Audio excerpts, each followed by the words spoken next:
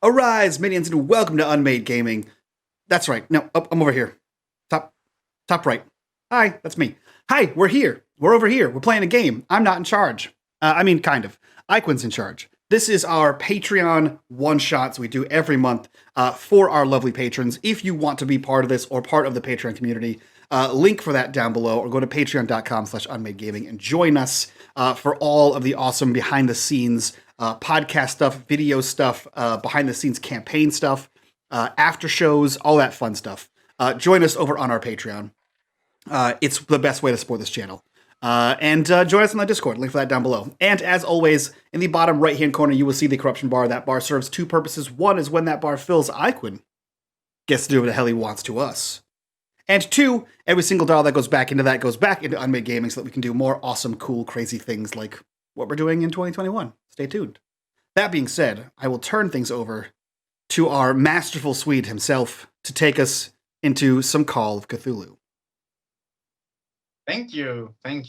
I will start off by saying hello. I'm down here because my computer decided not to work, so I'm on my phone. I hope everyone can live with that, can try to be a bit stretched. The second thing is that I just wanted to set some expectation before we begin. This is Call of Cthulhu. This game is about not dying more than winning. Also, I am not Mike, so my style will be different. I'm also not Dot nor Greg, so I just wanted to paste the expectations right there. But I hope we will have fun. When it comes to rules, some of you might be Call of Cthulhu fantastic players who knows every single rule. And yes, I will deviate and I will ignore rules. And it serves my purpose, as any GM ignores rules when they don't serve his purpose or her. So just a heads up for that.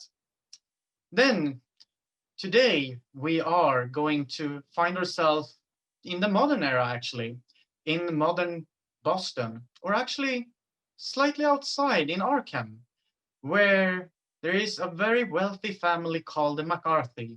They have an estate there, and they're widely known for their riches because Elizabeth McArthy is a very wealthy woman who married an archaeologist called Teddy. Teddy changed his name to being Theodore McArthy when he got married, and they had a daughter, Sara. Sara attends Boston University, where she picked up two acquaintances, one being a tutor of hers, Becca Adler, who is a very interesting character. The other one is Frederick Marlowe. Sara have also made some other choices in her life and have actually gone into the business side to try to help her father. And there she has made an acquaintance with a very nice man, Danny Kilbane, who goes by Dapper Danny, or just Dapper. So she has some business relations with this man, and she has decided, for some reason, to invite all three of you to her estate this evening for a small gathering. And with that, I'm going to do a small transformation to become your keeper for tonight.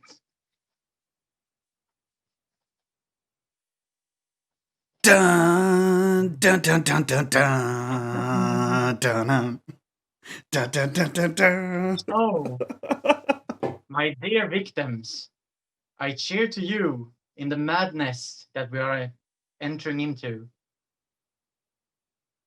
In the hall, where all three of you have been led in, Sarah is waiting. She greets you, all three of you, and says, "Welcome. I thought there would be more of us. But alas, you three are the ones that has shown up, so I guess we are here for the party. Please come in. Becca, how nice to see you." And she goes over to sort of grab and hug you. And Becca, please tell us about your character. Becca is she's about 25 years old. She's a fourth year university student at Boston U. She's got long, wavy brown hair, blue eyes, bangs, very cute. She's got this hipster librarian look to her. She's got a jacket on and a cute little polka dot dress underneath, and black stockings and some nice black heels. And when Sara approaches her, she smiles and steps up to meet her and goes, "Sara, it's so nice to see you. Thank you so much for inviting me." And they hug. Oh, don't mention it. Of course you need to be here. Oh, I just love your company. I'm so And excited. she gives you a little squeeze and a hug, and she moves on as the hostess over to you, Frederick. And she's like, Frederick, and she sort of takes your hand and drags you into also a smaller hug, a bit more distant, but still a hug. And like, oh, it's so much fun that you could come. I don't know if you ever encountered Becca. Becca, do you remember Frederick? He was in the anthropology course with me. And Frederick, please tell us about yourself. Frederick is around 22. He relatively well dressed from a not quite well-to-do family as Sara is, but family's doing pretty well. He is in class with Sara and with Becca as well, and fancies all the odd things that the world has to offer. Digs into mysteries and into strange sightings and voices and all the fun things in the world.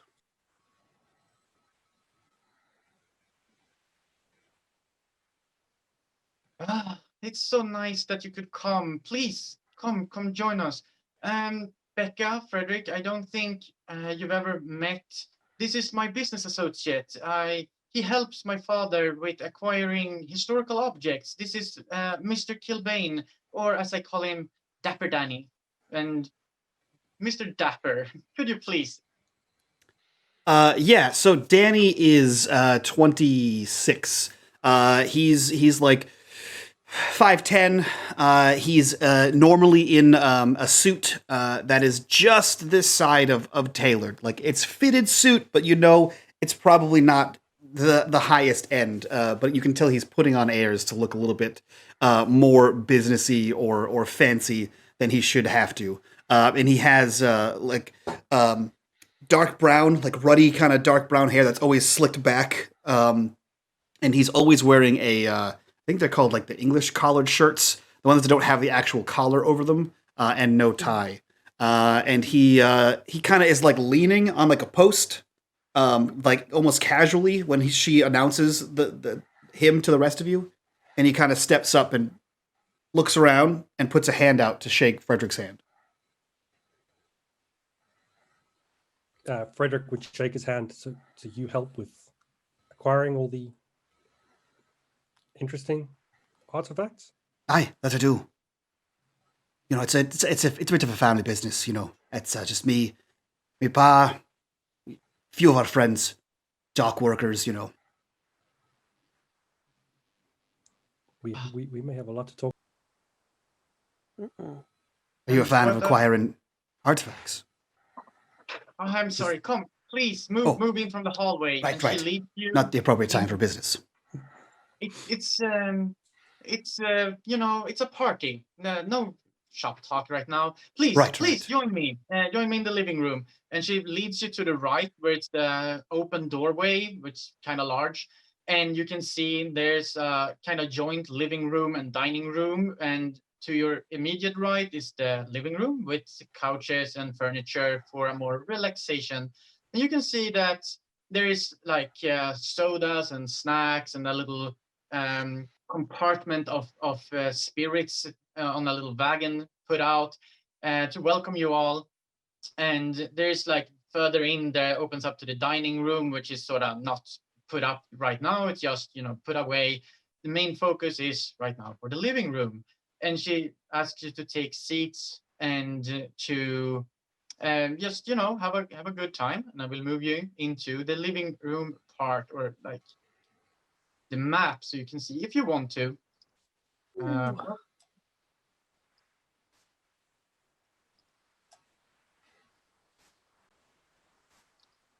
Oh.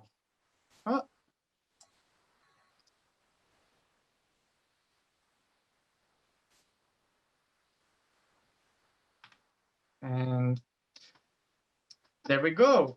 You are now sitting around the table, and Sarah has put out probably any of, not all of your favorite spirits, drinks, there are snacks. There's really no need for anything. There is any of your favorites are probably put out so you can indulge in. And there's like this fine, nice couch, fine, nice table. Everything here looks super expensive. And she sort of motions for you to sit down a bit. And she goes like, you know what? I have a very special little party game I thought we could play. It is one of my father's things, so we need to be very careful. But I don't think he will notice. And I know how much you all like these historical artifacts that he has. So I thought I would give a special treat today, and we could have one for our little game. It's nothing. It won't. It's safe. It's fine. Becca would sit up she sits on the edge of the couch, but when she starts talking about, we get to play with one of my dad's toys, she really perks up and kind of sits forward, listening. Yes, I just need to go fetch it. I just wanted, to keep it safe for now. So please talk amongst yourself, and I will be back in just a short minute with the fun new game. And with that, you see that Becca, she leaves. She goes over to the stairs, and she walks up to the top stairs, like the above the level. And I forget all my English words right now. So yeah. Danny, leaving you three to yourself for a moment. Danny kind of leans back into the corner of the couch there and puts like an arm, not like around Becca, but like around the back of the couch, and then casually on the arm of the couch. He says, "So, how do you know Miss Becca?" Oh, she was in one of my classes. Intro to Anthropology, actually. Oh, a student. And what? Freddie. What was your Freddie? That's what it was, right? How do you know her as well? Student. I went to university with her. Also anthropology, but yeah, I was their TA. Oh, and we just became friends. No. TA, I heard those are pretty tough. Yeah, It's not so bad.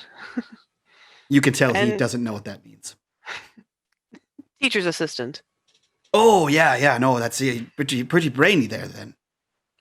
So you work for Mr. McArthy? On occasion, yeah. I've been known to procure a few artifacts or archaeological remains or things of that kind. That's fascinating. And she kind of like leans in a little closer to him. It's like, I'm really looking forward to being here.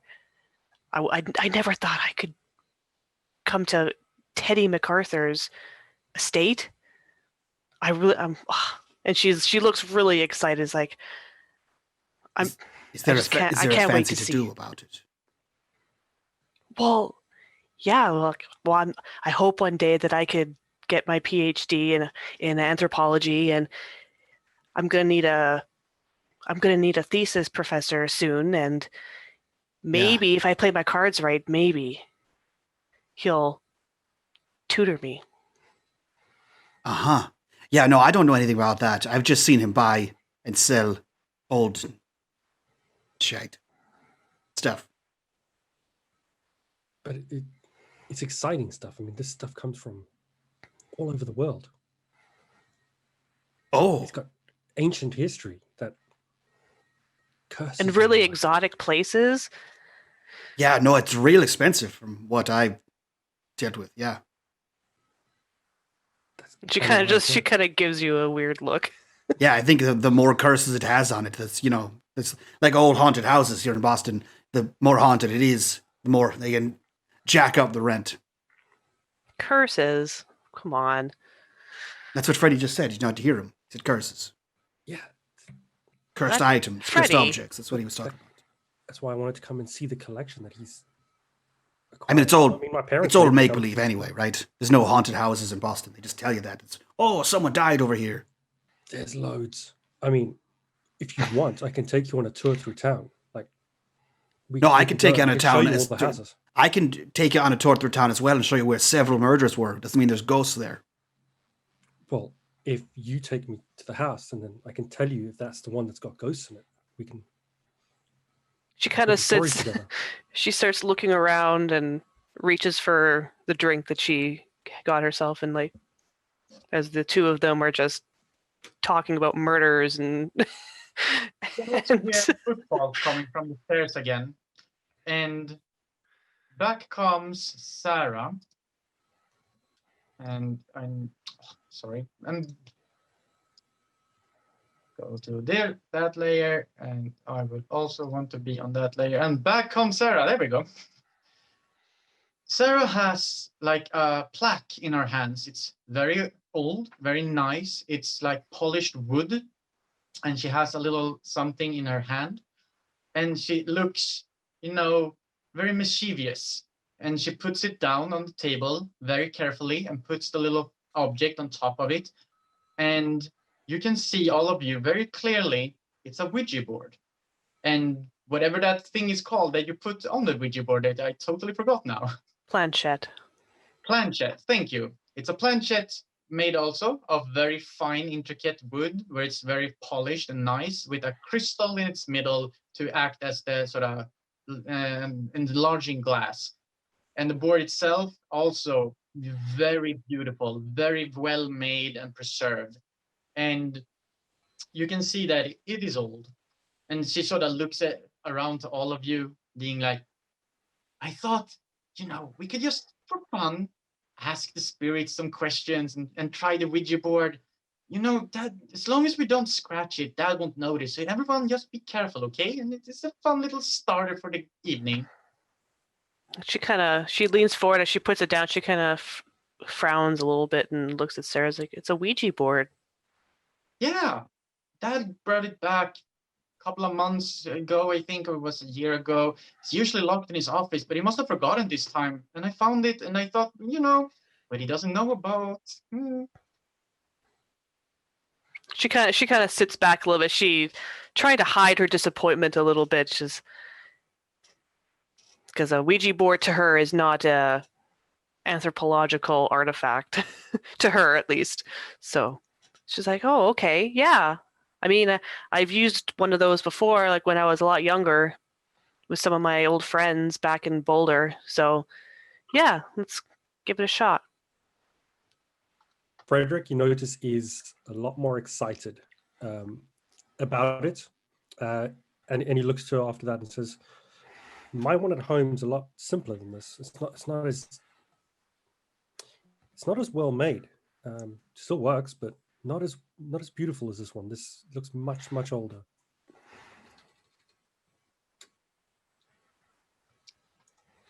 I'll take your word for it. Danny leans in and says, "Oh no, that's because this is one of the artifacts that I procured for him. It's this is actually one of the original talking boards from Salem. They actually recovered it from the house of a witch. They found it. She actually had a sub-basement built underneath her dwelling where she performed ritual sacrifices. The house was apparently full of ghosts, and she had this was saved in a glass case, and it was the only thing left when the house burned down." Yeah, see, isn't that exciting? That's what I wanted you to have the opportunity to, actually interact with it. And you as well. I mean, Dapper, you always get us the best of the items. I just wanted you to, like a payback, you can come and enjoy. Actually say that you have touched an original witch's Ouija board. Isn't that something? He kind of leans back and looks at Becca and just shakes his head no. That was not the truth at all. She kind of just gives you a side eye. It's like, Frederick looks to. She puts her hand on the planchette and sort of looks expectingly to all three of you. Frederick puts his hands on it and looks to Dapper. Do you know which witch it was? No, one of the wicked ones of the East or something.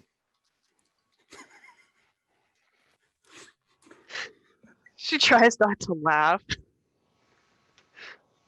The East was the good witch. No. East This was Town not. was No, Bridget. not. This is that's a movie you're talking about. I'm talking about the Eastern Oh. Coven of Ostara. The Easter, not Eastern witches. Yeah. No, it's a different thing. No, I think you're confused. The witch who lived in the east was Bridget. She was the one who lived on the eastern side of town. Of Salem. Yeah. No, Bridget Witch. not Eastern. You're adding an N there. I'm saying Easter. Oh no. Easter witches. She puts her hands on the her fingers on the planchette, like, let's play. Oh, yeah, sure. He puts his hands down too. So you all are going to entertain her in this game, I take it? Mm-hmm. Yeah. Very fine. She sort of looks expecting like, oh, well, I technically own it. So I will go first. And she was like, spirits of the world, does Patrick fancy me? And all of you notice that it's like a small trembling in the planchette, and then it sort of shoots over to the no answer super fast. And she's like, you didn't move it, did you? You didn't move it. I didn't move it. Did any of you move it? She No. looks at Dapper. Oh. I don't even know who Patrick is. Okay. So it's a no. That's okay. I guess. Who wants to go next? Frederick would speak up. Is this really the Ouija board of the Salem witches? That's what I've been told. And he looked for Dapper. He asked the board. Oh, you asked the board? Oh, okay. She visibly sighs. Danny starts pushing the planchette towards the yes. Then Danny, please make me a power roll. The first roll of the game. All right. Oh, shit. A power check. Let's see here. New character sheet. This is a fancy ass character sheet compared to what I'm used to. It's in the top row. It's like one row, and you have all your abilities, so to speak, and you have one to the far right that says power. I do. Yes. Oh. Nice. Hard success. Very nice. Danny or Dapper, when you try to push it, you feel like the planchette is pushing back. Dragging a bit and just pushing it on, you make it move over to the yes part. Mm-hmm. The other of you notice the planchette again, shivering, starting to move away, and then sort of moves over much slower this time to the yes part. Freddy's eyes light up. Wow. See that? I told you. He like winks at Becca. Well, next one, she says, Sarah. Danny, why don't you ask it a question? Oh, I didn't have one in mind. I'm still trying to think of one. Sarah will look at you, Becca. Becca, why don't you take a turn? Oh, okay. What should I ask it? And she looks like she's actually putting some thought into that.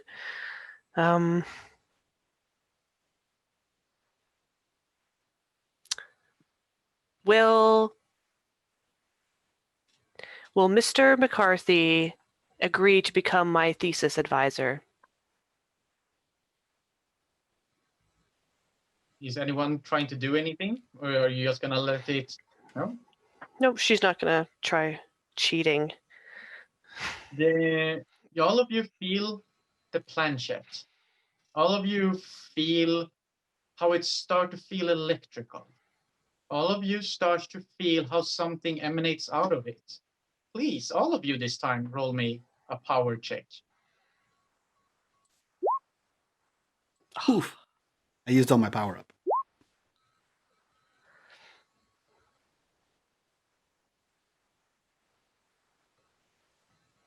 2 failures and a success. I won.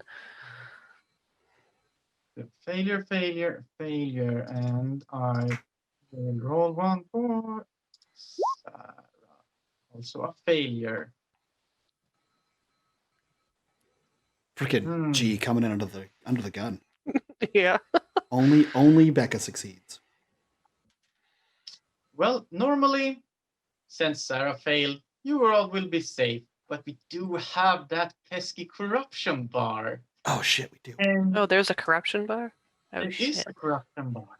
And I'm keeping my eye on it. So what happens now is that all of you who failed it, Dapper and Frederick, you feel something emanate out from the planchette. Becca, you only feel like a tingling sensation, like you have hit your elbow and that electrical nerve got hit. But that's it. You feel that electrical sensation go up your arm, spreading into your shoulder, and you can feel it sort of go up the side and then pierce right into your mind. And you are having visions. You can see yourself being tied up. You can see yourself standing in front of people. You see how the flames are starting to come closer. The oxygen goes away. There's smoke. There's only smoke. You cough. You get no air. There's so much smoke. Please, both of you, roll me a sanity check. So this is not happening to me, That correct? is not happening to you, only to Okay. the one who failed. There we go. Oh, both succeeded. Congratulations, you only take 1 point of sanity loss, each of you, because this is Call of Cthulhu. Even when you succeed, bad stuff happens. So you take your sanity, the left value, it's in the center, second row on your character sheet, and the left value you lower by 1. So both of you start to cough. Physically cough. Becca, you notice both of them starting to cough because you cannot get any air. You cannot breathe. It's just smoke. So much smoke all around you. You can feel the flames starting to burn your skin. You can feel it coming closer, the heat of it. It's on your skin, on your eyes. You can feel your hair starting to light a fire, and then you snap out of it.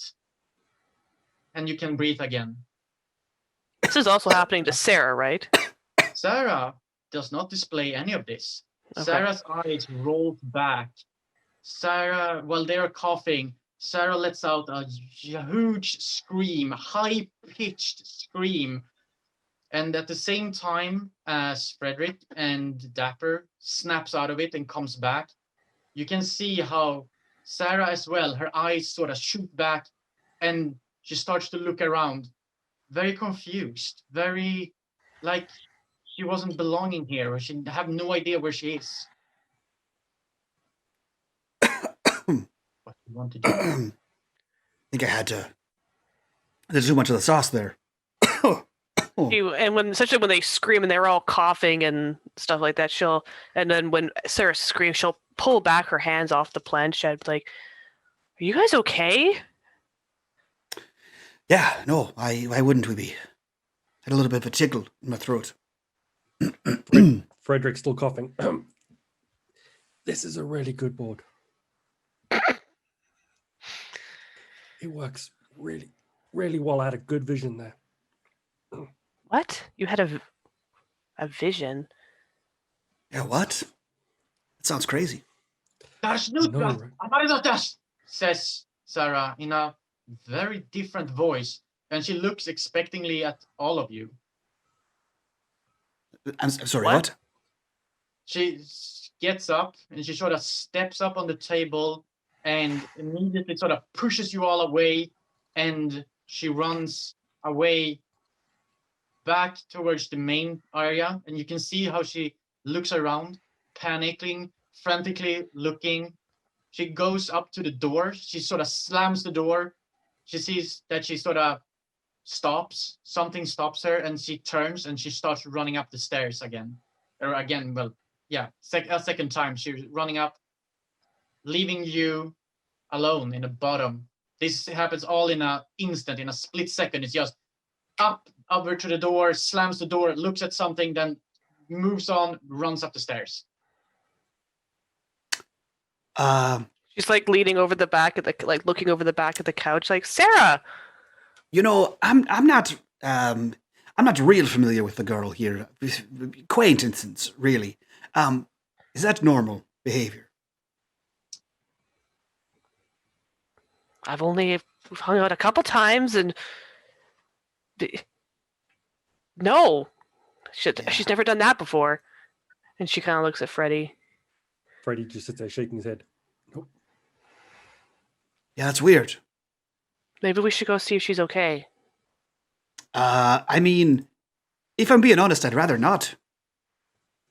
What? Are we just gonna sit here while she? Spoke another language? Is hysterical? Yeah, no, that's my thought.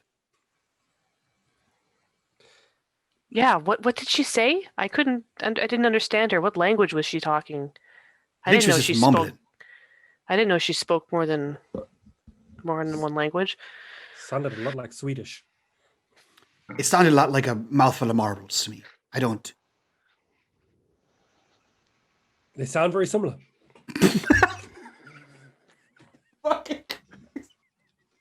Oh, I see. Frederick will look at the Ouija board.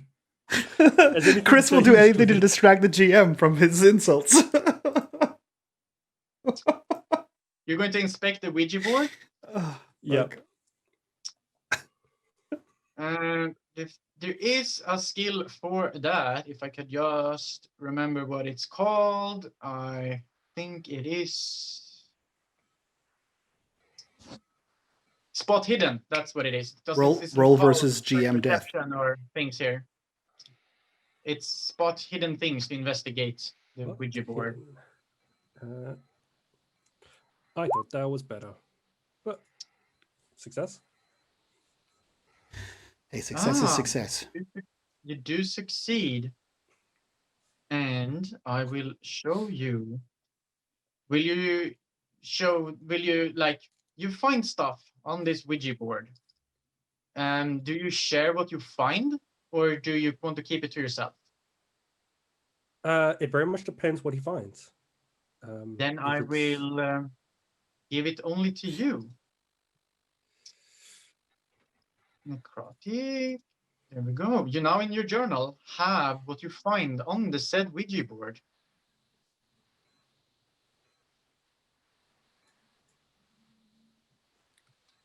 I like that sound. Yeah, he would definitely share that with the others. You want to share that with all the players? Yeah. So what he finds is it's obviously as described, and there is weird writing on the back, which definitely And is you not should all English. have it to be able to watch it now. It's hopefully just pop up for everyone. It has. Yeah. On the Ouija board, there is those intricate carvings, the very nice woodwork, and it looks old and used as previously detailed. And it's taken care of. It's etched into the wood, and then it's been put, like some glass been put over. It's been, conserved and such. And you have a very interesting text, a text no one of you can read. And it's written on the backside of the board. So this is the first time you take it up, you flip it around. On the backside of the board, you see a text being written. And I'm not even going to try to pronounce that because it's not Swedish. Huh. Frederick would look to the others. The only word I can kind of potentially guess is the second one, which is, I think, means spirits, which is really cool, but could be very worrying. And he looks to the stairs. Why is it really cool or worrying? Because the spirits are cool. And she jumped up like a crazy person and ran away. Yeah. No, I hate to break it to you, but Spirits aren't real. They definitely are. There's many unexplained things which are definitely real. Uh-huh. I mean, and he digs into his little brown satchel. So he has a little, like a book bag, and he pulls out a book on the strange lights in the sky. And he says, "There's many things. I mean, if you want, Oh, I can show you." you're one of those. While they're Educated talking, people. she's leaning over the words, looking at it. They Becca. look like work to you. Becca, do you see this? Get a load of this. He's got a book on aliens. Yeah, I've seen it before. And she's The looking enlightened. down. We are the enlightened. Okay. You hear bumping. Something like bum, bum, bum, coming from upstairs.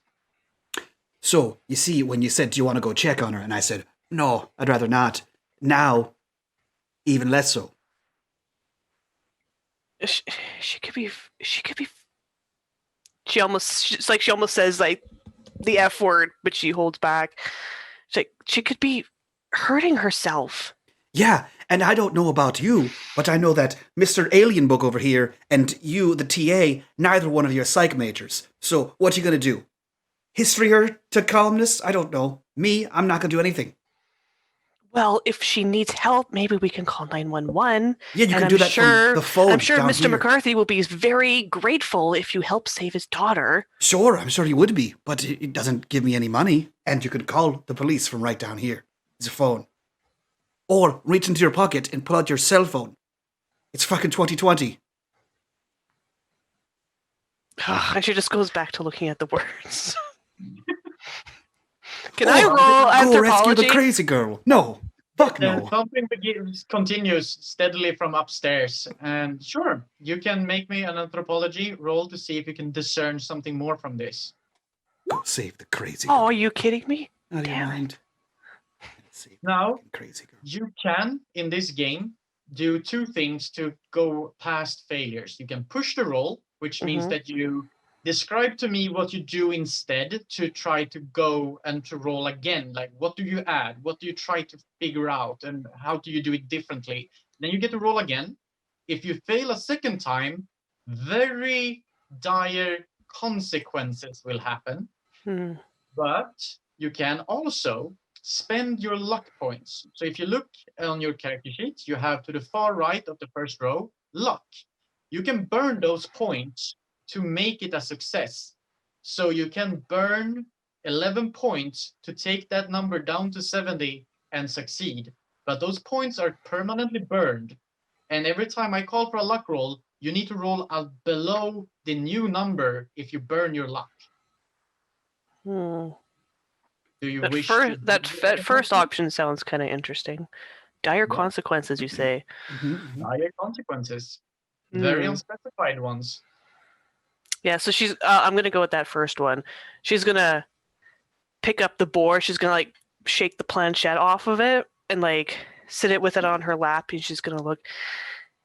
Yeah, that word looks like spirit, and then this word here, asista, could be ancestor. Something about and then exist for the first word. Something about the existence of spirits of your ancestors, maybe. And she's really like deep in thought, brow That's very furrowed. nice. You think about it, you mold it over, roll me again if you want to push it. I feel And like I'm just making the roll itself. I'm not clicking like re-roll or anything weird like that. No, I don't think this has a reroll. You just click the Okay. roll again. I think Damn. I think Danny is like leaning over and just like almost mocking when she's like, "Oh, this word is spirit." Yeah, no, the one that's spelled spirit with an E on the end. Yeah. And she's gonna And like this one's she's gonna elbow him. this one's exist. Oh yeah, no, the one that says exist with an A at the end. Oh. You She kind of looks at him. look at it. You really think back to what people usually write in your classes. Like what does people in history write on these kind of things? Warning, religious intents. You mull it over and you remember that you read by some author or other about people putting warnings on boards.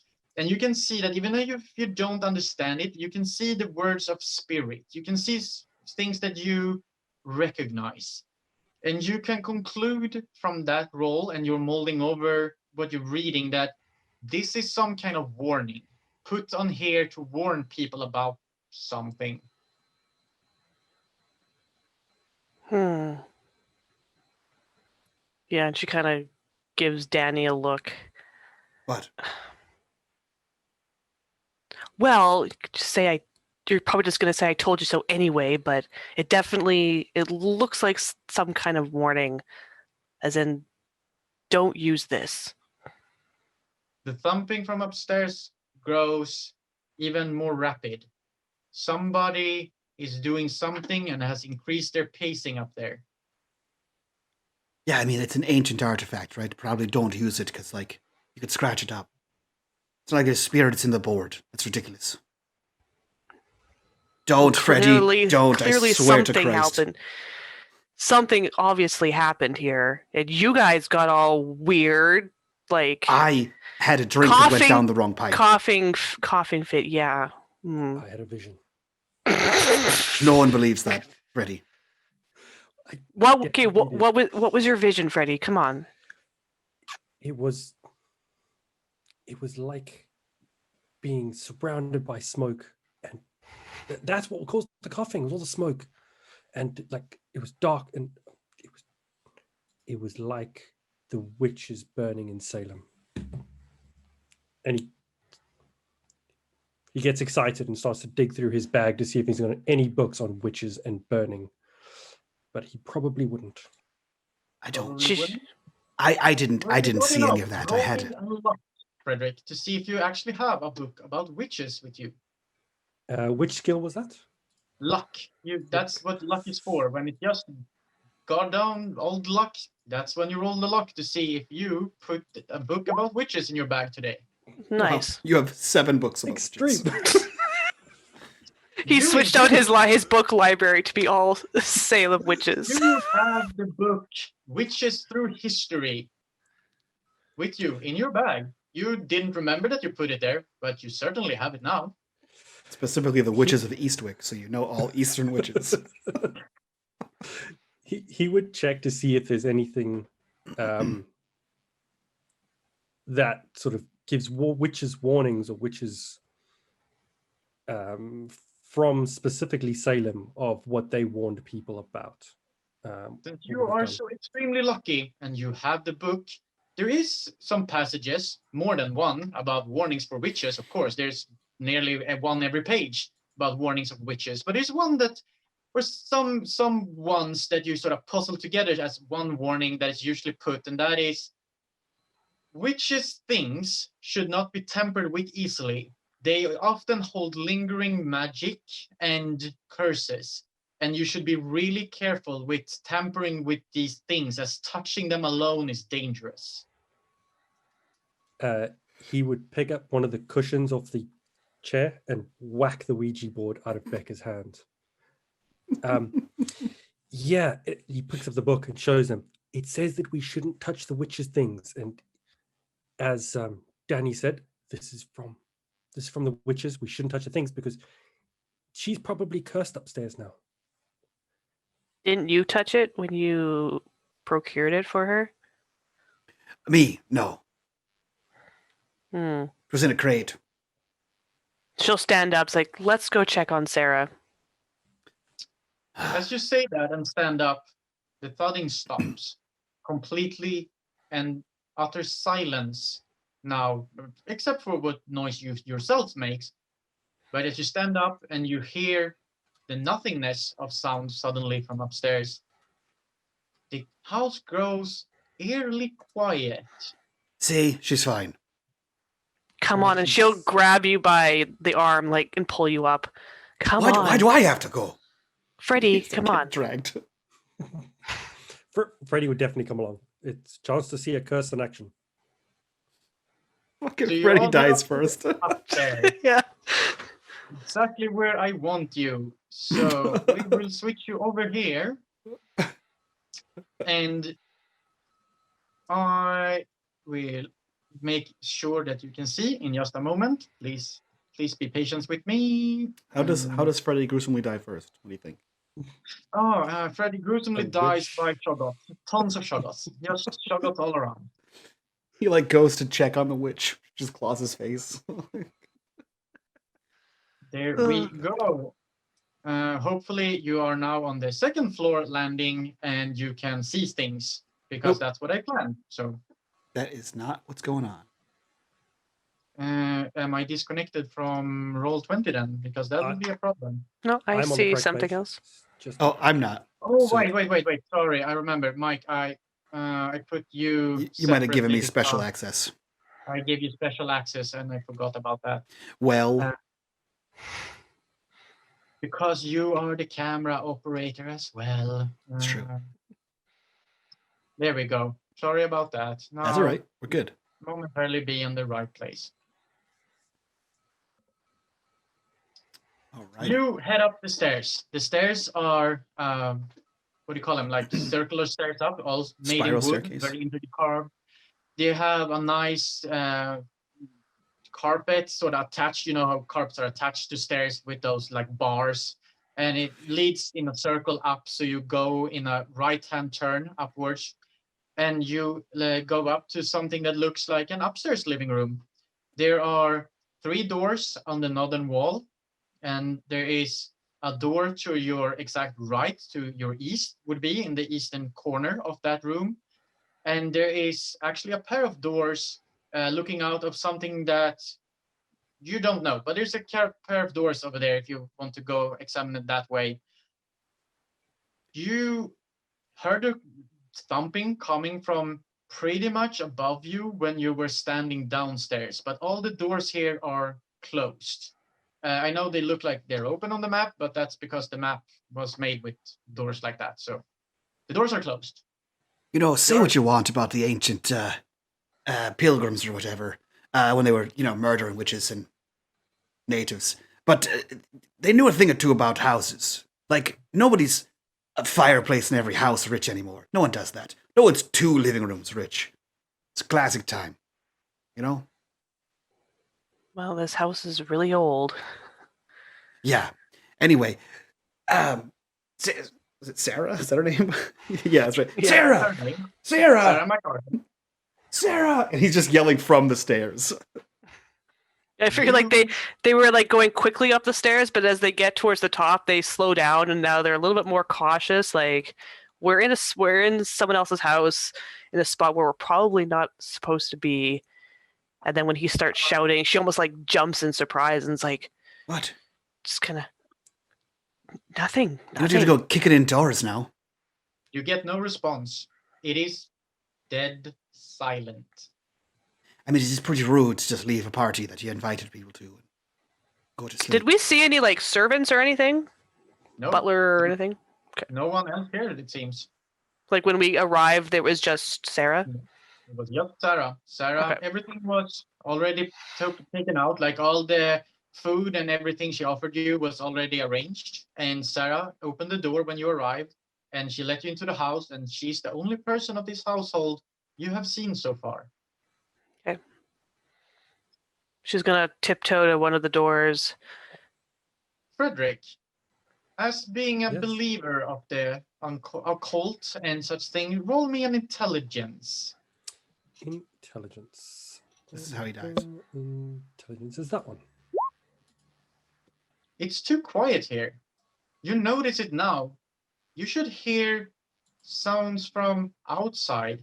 There should be, sounds from the environment, birds. There should be something, cars driving by. I mean, she lives a bit away, but no sounds? This dead quiet is weird to you. The what looks like doors on the map, in between the stairs and what looks like flowers. Are those windows? Was that doors? Those are balcony doors. You can go over there and get them if you want to. Yeah, Frederick would walk over to the balcony then and peer through. I'm assuming it's glass. It is Look glass. out. Excellent. Please roll me a sanity check as you look out through these doors. He is very sane. Sanity. He's a stable genius. Yep. Ooh, There an we go. extreme Getting success. all the rolls today. 2. You- Holy crap. happen to go over there. You intend to look out over the balcony you saw when you arrived. It was over the main entrance. You turn around, you fix your gaze on the balcony doors, expecting there to be an outside. There is not. There's nothing there. There's absolutely nothing there. You have envisioned nothing as darkness, as a void, perhaps even with something filling it, but there's nothing of that there. There's such a nothing that your brain cannot encumber it. You can feel the nothingness sucking at your very mind and soul. You have no idea what that is. You cannot even fathom what nothing is. And you peer into the void and the abyss before shaking it off, before snapping it off, breathing heavily. You feel your whole body tremble. You take 2 points of sanity loss because you had such a nice success there. 2 points of loss. Nice. He would then look back at closing the curtains of the door. I don't think we're in Kansas anymore. And he would take a couple steps back. Yeah, we're in Boston. What's wrong with you? You're all pale. Yeah, we're not where we were. There's nothing outside, like literal nothing. I would suggest not looking. I mean, I'm pretty sure it's just dark outside. No.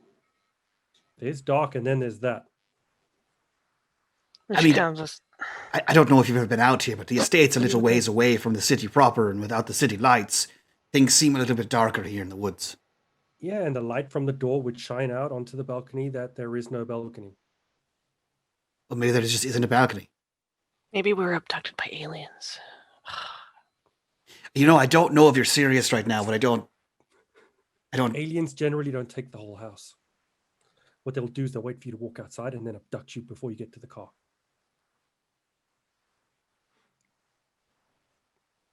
That's their normal MO. Okay. Where are you on the map, Freddy? You know, he's at the double doors. Frederick is over here. I don't. Oh, okay. How? Yeah, and then Look, you go to. You can look outside, but I'd suggest not doing it because it's scary AF. You go. You're in school. You're like an educated. Very enlightened. There's no aliens. Pepper? Okay. What? Do you want to look outside? There's the balcony doors. No. There's also windows in the rounded off stairway. There's windows, and to the east, looking at the map, to the east of the doors where the plants are, there's also windows to let in the light on the plants. So far, Frederick has closed the curtains for the balcony doors. Yeah. She feels a little creeped out, so like she doesn't want to look out the balcony doors, but like it's also something you can't help yourself. Like she's trying not to, just kind of like playing with her hair, but she like glances out the window, like towards the stairs. Roll me a sanity check. Gladly. I'm very sane as well. Where's Are my you? sanity? Oh, not so much. Are you? The thing with Call of Cthulhu is that sanity checks are not being able to be pushed. They are failures, and you fail.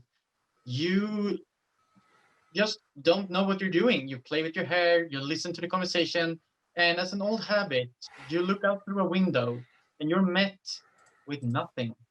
There is no darkness, there is no light, there is no swirl, there is no space, there is no time, there is nothing outside. And you feel the pull. You feel how your soul and mind gets pulled into it. You cannot resist it, however. You cannot snap out. You cannot stop looking. Your eyes are fixed on this nothingness outside. Roll me a D8, please. A D8? A D8. Oof. What is that? Slash roll? Slash R space D8. D8. Oh, that's either good or bad. Oh no. Roll a Actually, 1. that is super good for you. You guys are rolling fantastic today. So, you feel yourself emptied. You stop breathing for a while.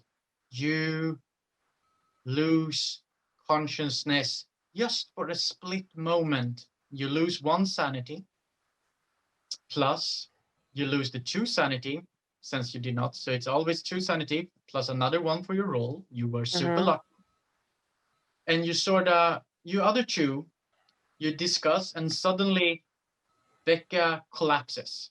Just her knees gives in. Becca, for you, it's just you blink and suddenly you're on the floor. But you're again conscious. Your head is throbbing. That was not a nice experience. Oi! What are you doing? And she kind of like, she's like lying there, like eyes wide, like looking around. What, are you some kind of lightweight? You only had 1 drink. You didn't even finish it. She like sits up. She's like not even reacting to what he's saying. College kids these days can barely hold a liquor. And she kind of like, and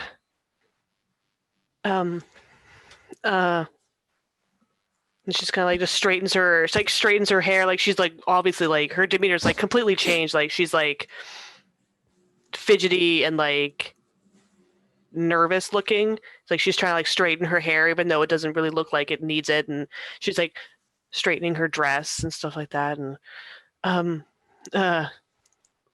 Did you see the aliens? Frederick would walk over and offer a hand. You need a hand up. and she kind of like flinches away. I'm okay. You looked out the window, didn't you? And she looks at Freddy and then looks down, and then it's almost like she wants to look again, but then she doesn't. And Yeah, don't look out the windows. See, told you.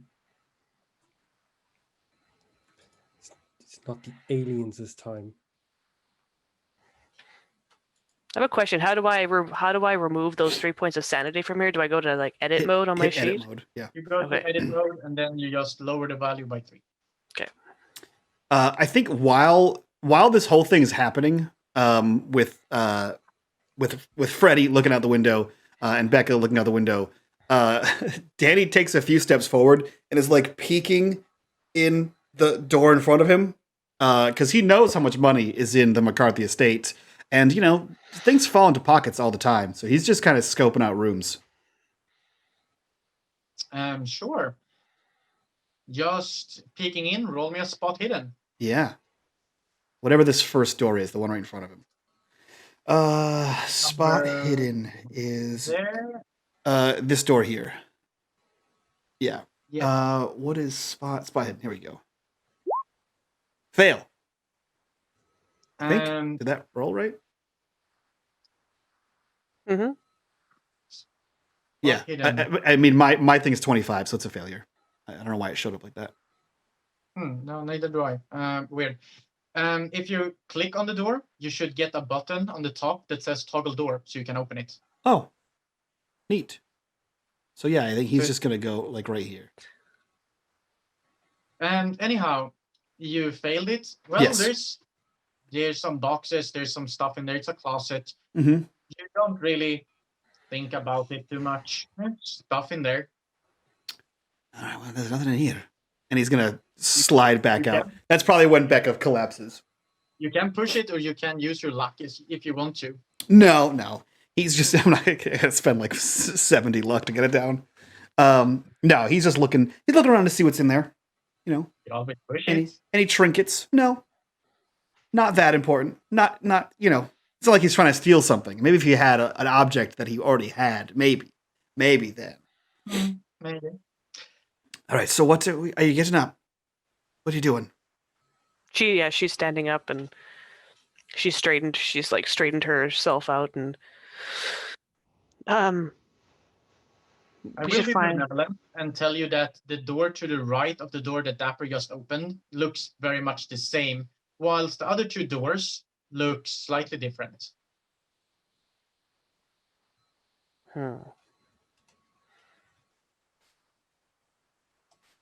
Freddy, thinking back to the fact that we heard the noises above us from when we were downstairs, would head across to the door that's directly opposite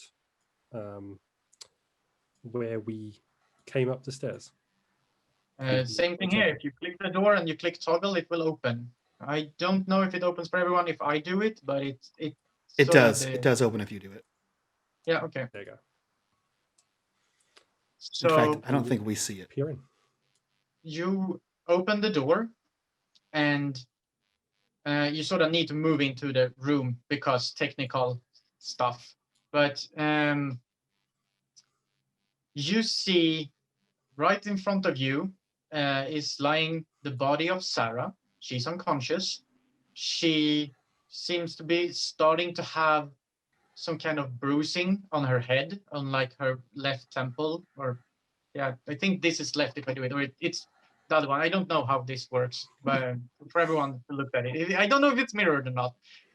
I don't know either. So Is it mirrored? Is it mirrored? Can I see it? Is this left or is this right? It's left. I see. So your left temple.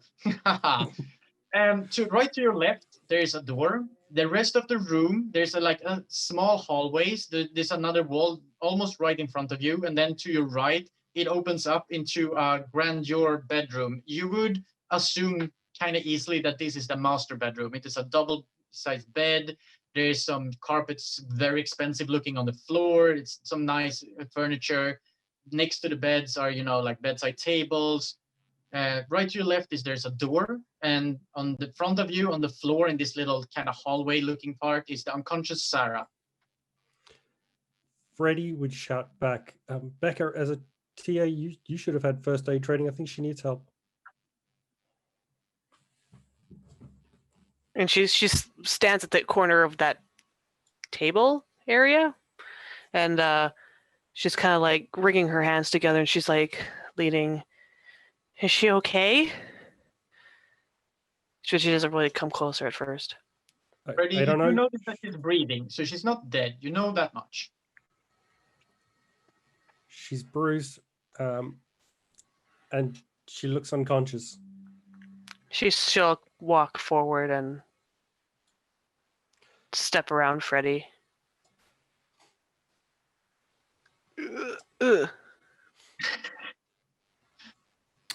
And then she'll kneel down and feel her pulse and stuff like that, and make sure she actually is breathing.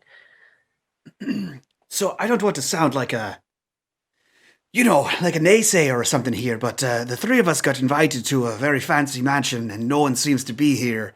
And then the crazy girl who invited us started, banging around in a room by herself, and now she's unconscious and the two of you are just touching her. I don't know if you've seen any crime show ever, but, now you're touching her. We didn't do anything wrong. That There's works no one else every here. time someone calls the cops. We can't leave her unconscious like this. We don't know where anyone else is in the house. Yeah, no, I know. That works every time I've heard it on a cop show, yeah. We didn't do it. There's no one here. It couldn't have been us. She disappeared. Why are my fingerprints everywhere? What's this knife? She just gives you a look. Then down to take her pulse, as this conversation goes on. Please make me a power roll, Becca, when you touch her. Oh, good. I was hoping you'd say that. Fuck, damn it. Better than a sanity roll. Do you wish to push or burn your luck?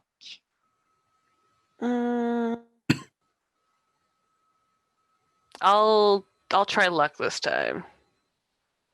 Then She's only going to take 2 points, correct? Yes, you remove 2 points of luck, and you then come down to success. You may, if you want to, just for your knowledge, if you want to make a success, a hard success or an extreme success, you can burn more luck. So you don't only get to burn luck to succeed, you get to burn luck to make even better successes. But in this case, you can burn 2 points to succeed on your power roll. Which I did. Then what happens is this. You bend down to administer first aid to the unconscious Sara. your fingers touch her skin, and you feel the same electrical sensation you got from the board. It creeps up your arms and it increases in power. It comes up to your elbow. It now feels like a tickling electrical surge is going through. Comes up to your biceps, and it's almost starting to hurt now. It comes into your shoulder, and you can feel it maliciously trying to invade your body. You just know that. You just know it, and you, in a panic, let go of Sara, and the connection is broken. Sara lies there breathing, and you can also tell that from touching her that she's cold, very cold to the touch. Yeah, so she pulls her hand back and she quickly stands back up and she's like holding her hand. Yeah, maybe you're right, Danny. Maybe we just get out of here and we'll call 911 once we're out of here. Well, now it's even more suspicious. If you listened to me before you started fucking touching bodies and everything, now if you leave and she's dead and you call, they're gonna be like, she's breathing. Oh, she's alive. She's just. It doesn't. If she dies after we leave, your still fingerprints are all over her. And Freddy in his fucking space book, your fingerprints are on her. And I'm here as a character witness. And let me tell you, I don't have the best characteristics. So now we got to figure it out. Now we're in a Scooby-Doo mystery. Surprise. So you don't want to help her. You just want to stand there looking all dapper. You can say it. It's part of the name. Whatever. No, now we have to help her because you fucking touched her. We could have left any time before you started poking around in her face. And she gestures. No, listen, I don't do medical things. I'm not an EMT. I'm a fucking art thief. Like, it's the reason I'm not poking around touching bodies. I don't know where you would like to go, but when I last looked where we would have gone,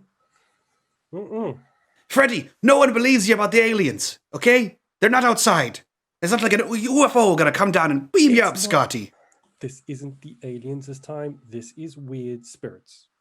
Or a void. For his conspiracy, the void. There we go.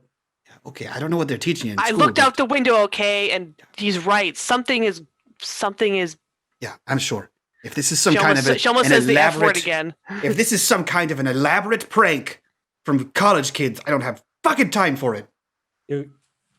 I think I can hear. How old are you? Like 17 years old? I'm 26. But I don't go to college, so I don't know your tricks. You're traipsing around with your fraternities and your sororities and the fucking... I don't know what you're doing these days with your Greeks. Mr. Dapper Danny, I think your car alarm just went off. Might want to check on it. I sure don't. I want to leave. Get out of here. So do we. But you know what? I do. You know what? Hold on a second. Dapper, why don't you help us move her to the bed? Oh, yeah, move the corpse. No problem. Hold on a second. She's not a corpse. She's still alive. 911. Sin. Danny, as you go down to touch your phone, you feel this very electrical sensation in your fingers. It travels up your arm. It starts to hurt. First, your finger starts to hurt. Then it spreads. It's sort of in waves. First the electrical, then the pain, and it grows. Do you move on to touch to, like, get your phone up off your pocket? I mean, I think so. Then roll me a sanity check, please. Cool. Fail. You want to do anything? No. I think this is an appropriate. This is an appropriate response. You take up your phone. You say this in the heated argument. Just call the police. You take it up to alert authorities, and you prevail through the painful sensation. You take it up and you lift the phone screen to your face. There is nothing there. There is no screen background. There is no apps. There is no service. There is nothing to look at. There is a plain hole through existence, and your mind cannot take it. Your mind cannot understand how you're looking out. Your gaze gets drawn in. Your mind and soul gets drawn in. You cannot look away. You either see how Dapper takes up his phone and just starts staring, wide-eyed staring into it. And then for you, Dapper, you cannot get your gaze away. There is nothing on this phone. There's nothing in there. There's incomprehensible. There's no darkness. There's no screen light. There is no screen. There is no hand. There is no phone. There's just nothing. There's just this abyss, this absence of time, space, and everything. Please roll me a d8. You can deduct 5 sanity points, which is exactly the number I was going for. Because with 5 sanity loss in one go, you get a bout of madness and a temporary insanity. You sure do. So, first thing that happens is that you cannot get your gaze away. You cannot breathe. You cannot function. Everyone else see how Danny drops to his knees, how he fights to take a breath. It's like his jaws has locked up. It's his gaze steadily on that phone. He cannot drop it. He cannot veer from it. He looks at the phone and he fights for breath. For you, Danny, you don't notice any of this. You just notice the nothingness around you. There is exactly nothing. There is just the absence of dark, the absence of light. And I know I'm now starting to just repeat what I'm saying before. And then you managed to get somewhat hold of yourself in the sweet embrace of darkness, and you fall unconscious. The temporary insanity you get is that you now cannot look into shiny or reflective surfaces. And roll me a d10, because I'm going to skip the board. This is much more apt. For 5 hours. For 5 hours, you are incomprehensible. You cannot look into any reflective surface. Okay. And I'm passed out, right? And you're currently passed out. So you just see Dapper goes to his knees, looking at his phone, like big-eyed, staring into that screen, before his body slumps over, phone falls out of his hands, and he falls on his face down into the carpet. Oh, Fred would run over. Yeah, so does Becca. Flip him back onto his back, and as he's unconscious, start tapping the side of his face to try and wake him up. You wake up, Danny. You wake up with the first thing you see is Fredrik slapping you slightly in the face. Oi! Fucking what? Did you look out the window? As he's slapping him, she gives him a good slap just as he's waking up. Christ! What are you doing? Why are you fucking get off of me? Did you look out the window? See? No, why didn't you look out your goddamn window? I looked at my phone. Why are you on top of me? Why am I on the floor? You fucking passed out. She swore, so she kind of covers her mouth. Why are you covering your mouth with your fucking nun? Anyway, get off of me. Never heard her swear? Cheek hurts. No, I didn't look out any windows. I looked at my phone. Yeah. How did that feel? I think I got shocked by it. Electricity. I don't know what happened. I don't remember. I remember reaching down to my pocket, and then fucking crazy McGee slapped me in the face. Kind of pushes him as he goes to sit up. She kind of just gives him a shove. We're trying to help here. Really, by cracking me one. Christ, you didn't crack her one. You're one. awake, aren't you? Well, then try slapping the dead broad. She's not dead. Well, slap her to find out. She'll be awake though, won't she? Or dead. Got me right across the moneymaker. Well, but you made a tough stuff. I didn't hit you that hard. It was pretty hard. Like a tiny cannon for an arm. And he gets pull himself up off the onto the chair, like to stand up. Okay, all right. I don't know what happened. The phone didn't work. It's all black. I got a shocky tingle up my arm, and then like the windows. Like I told you, and you blamed the aliens. It's not the freaking aliens. You blame I was being sarcastic about the alien comment. Okay. You blame the aliens. Okay, what's the plan, Smarty Pants? Both, Since yeah. you're all inside this room, I can just move you inside here for ease Okay. of use for me. And I can tell you all to roll me a spot hidden now when you're all inside this room. But Oh, You have corners on. That's why. I don't Don't spot know why anything. I can't see success or failure on your part. It's a can I use failure. my luck for that to get the 1 extra point that I need? Sure, you can spend a luck and you get a success. No, I don't know why it's not working. With a maid's character sheet, but we'll press on. It's no matter. You then, Frederick, being the Just that investigatory mind, I know English, I'm good at this. You take a moment to sort of look around the room, carefully avoiding any windows. You notice that whatever Sarah was trying to achieve in here, there is like slight damage to the door that is to your right, like the northern door on the map, which would be right to your left when you enter the room. There was a door.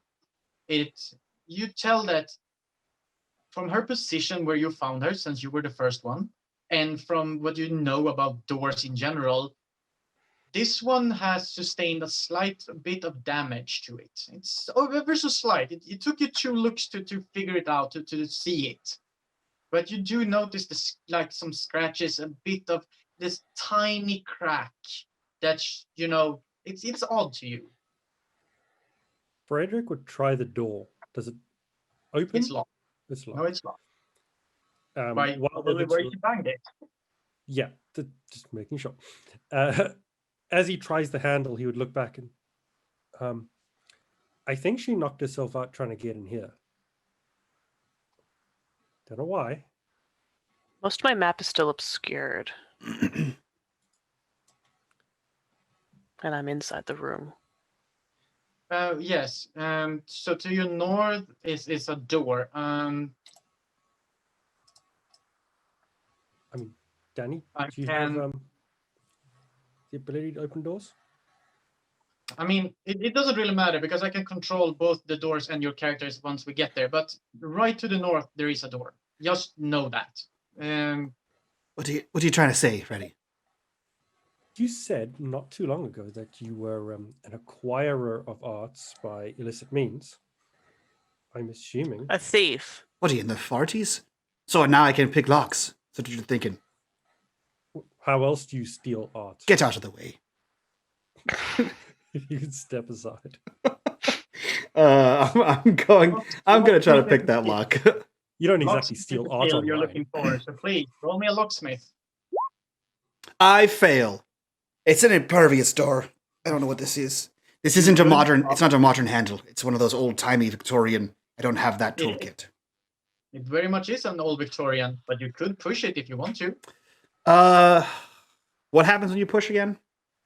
You can roll it again. You describe for me what you try to do slightly different to be able to roll again. If you succeed, you succeed. But if you fail, dire consequences happen, and they're very unspecified in the rules. It is pretty much whatever I feel like. All right, let's have some dire consequences. It's like Why a not? darkness point. I can do whatever I feel like. It's actually better than darkness points because I can do whatever I feel like.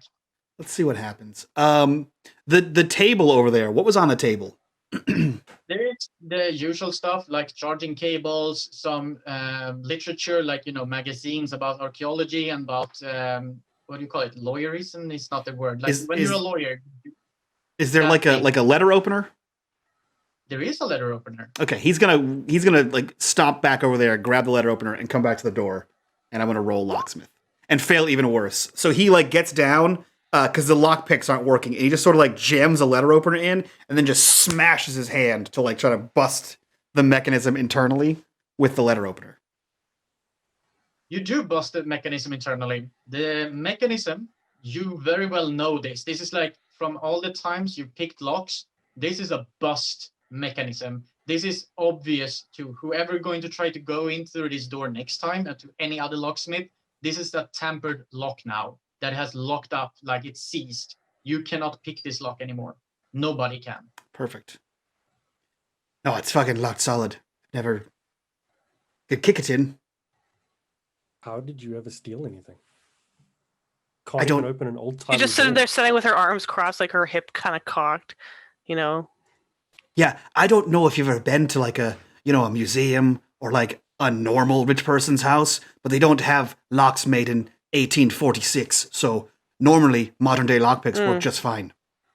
I mean, I've been to many, many, many museums Yeah, you know how they have normal doors on the outside and on the inside? and lots of old timey doors. it's okay to admit that you can't do it, Dapper. No, I did. I said it can't be done. It's an old timey door. It's okay. And she's gonna go. You said it was locked. It is locked. Yeah. Okay. I was just gonna say, And- is it actually locked? And she opens the door, goes It is in. actually locked when she tries to open it. Okay. And unless Dapper shares it, he's the only one who knows that this is now an unpickable or unopenable lock. Now, even if you found the key, Dapper would know that even if they found the key, it would not work. Like he busted the mechanism in the lock state. Nah, he just says that it's impossible. You know, I have one more. Hold on a second. And this is like a small hallway, right? It's a small hallway. It's like you come in and then there's your opposing wall and it opens up, which makes you believe there's like a room inside the room kind of thing going on here. So there's just a plain inner wall. There is no windows, nothing. It's just an inside wall, and then to your immediate left, there's that door that takes up most of that like space. Okay. And then if you turn right, the room goes to like the beds and the table where you got the But it's leather like opener. typical like a 4 foot wide hallway, right? Yeah, pretty much. Okay. So he gets in front of the door and like presses his back up against the wall and then just cocks his foot up and kicks the door at the handle. No. The door you're trying to kick up is the one that heads to your left. So the door you entered from is the opposed to the walls, and then you have left and the Oh. rest of the opening. But you could kick it. You can't pry yourself. Yeah, so up from- he'll take a few steps back and give a forceful kick to this door. Yeah, sure. Roll me a strength. Can I convince you to roll? Oh, never mind. You know what? You're right. I'll do that instead. What you said. So he just cocks back. As soon as Becca starts sassing him, he's like, you know what? Fucking and just kicks the handle of the door. Door's open, princess. Door indeed is open. It just flies up. It's sort of the cracks that Sarah has already made through the door works as levy point for your kick, and it just sort of snaps around the handle. Handle sort of flows back once the door flings open into this other room, and it sort of now hangs on to pieces of wood, all bent and destroyed, but the door indeed is open. There you go, ladies She- first. I'm impressed. And she just saunters. Oh, I On fucking by. hate college kids. I go to college. I I'm don't better than know you. if the door opened for all of you. I hope it did, but I still don't see anything. It's all darkness. Yeah. So, Freddie would look, as you said, college. It's university, actually. I swear to God, Freddie, I'm going to toss you out the window. I don't even know what you're saying. You're just mumbling now at this point. It's like someone put a sock in your mouth. Please don't. It's very dark outside. I That's what happens at nighttime. you know what? checked on your car, have you? At this point, I will just do, since it doesn't work properly, I will just do this. Oh shit. There we go. Yeah. Now we can see. Yeah. Where? Just ignore the things you don't know about the other room. What door did I kick in? You kicked in this door. Let's see if it, okay. Nope, I am on the completely wrong tool. This door. This was what I meant to do. Oh. Okay. Oh, that's a cool tool. Okay, Yeah, cool. it is completely not for this part. So just everyone ignore all of that spraying. That did not happen. Just meant to click and show them the door. So yes, you're into this room. Becca, being a scholar and a teacher's assistant and having to deal with professors all day long, you recognize this immediately. This is a study. There's a desk. There's windows on the opposite wall. The northern wall has windows. And there's a desk placed in front of those windows with a chair. There's some work spread out on top of the desk. There's bookshelves pretty much lining the whole eastern wall and most of the southern wall that isn't the door in. And there's always also a bookshelf immediately in front of you to the western wall. So you kind of walk in, you have to stop because there's a bookshelf protruding out, and then you have the other bookshelves on the opposing wall and the walls to your south, all around this little nook into the southeastern corner, where you see a reading chair, a lamp, and a table, and some books stacked up. And there's hundreds of books in here, and there's papers and work being portrayed on the desk, and it's a nice wooden desk, drawers and everything, circa 1800 or earlier, you would guess. It is probably priceless. So same thing with the chair. It's a high back wooden chair, stuffy cushion, probably leather, probably also made somewhere before your great grandfather was born. Okay. She just kind of like sachets past Danny and into the room, and she kind of stops and goes, "Whoa! Does it look like it's Teddy's office?" It does look like it would be Teddy's office. You look around the books, and all of them are about archaeology, anthropology, everything that a history archaeologist would use in his studies. Jackpot. She's like, "Whoa! This is Mr. McArthy's office." And this circle thing, that's like a chandelier for hanging from the ceiling? Yeah, it was meant to give you the lights you were able to see, but that didn't work. That's why I skipped that part. Just making sure it wasn't like a symbol on the floor that I'm now standing in or something like that. No, there's Okay. just ordinary wooden floor. There's no carpet in here. It's just wooden floors. And there's no visible like things when you enter in. There's just a normal study. Do you wish to see what is outside the windows? No. Nice try. Oi, Freddy, get the head to this girl. And Danny reaches into his jacket, like his interior jacket pocket, and pulls on leather gloves. Get the head. You mean the shoulders? Whatever, just pick her up. Someone up by their head. Oh my god, I swear. He like reaches down to get by her ankles. He's probably grab used her to from- carrying dead bodies, she says from the other room. Because that's what art thieves do. God, read a fucking book. I don't think you're very good at it. You can't even open an old door. It was opened. helps. Isn't it open? It's open. And it's very obviously open. Who cares? Still get the art out of it. He picks her up by the feet to bring her towards the bed. That's not suspicious at all. And she's going to wander to the desk as they're doing whatever they're doing and see what's on it. Listen, I just want to say, whether they notice that the door's broken, they're going to notice that I stole their shite anyway. So what does it matter? Well, the amount of time it takes for them to find you. Well, no one's here, so... And she's Wonder why. going to look at any kind of papers or books that are on the desk. To look around to see his work, I would have you roll library use, because that's exactly what it's for. Trying to find knowledge and information scattered around. No. I would say Straight A that student right there. failures here doesn't actually give you something. It doesn't give you everything, but it can still give you something, because I'm going to give you that it will hand you a document. You're looking mostly on his desk, right? Mm-hmm.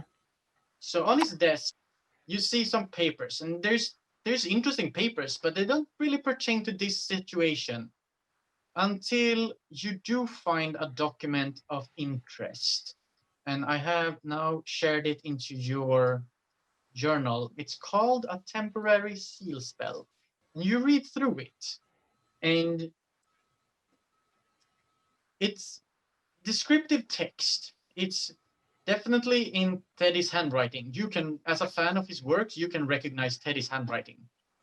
And it describes a ceremony that you can do that will anchor a spirit to an object. It's very taxing indeed, and the effect only seems temporary. But the more you focus, the more you train yourself, the more you put of yourself. You're unclear about his wording here. It seems hastily done or purposefully deceptive, but it talks about that you need to put your own essence into the work, and that way you can bind spirits into objects.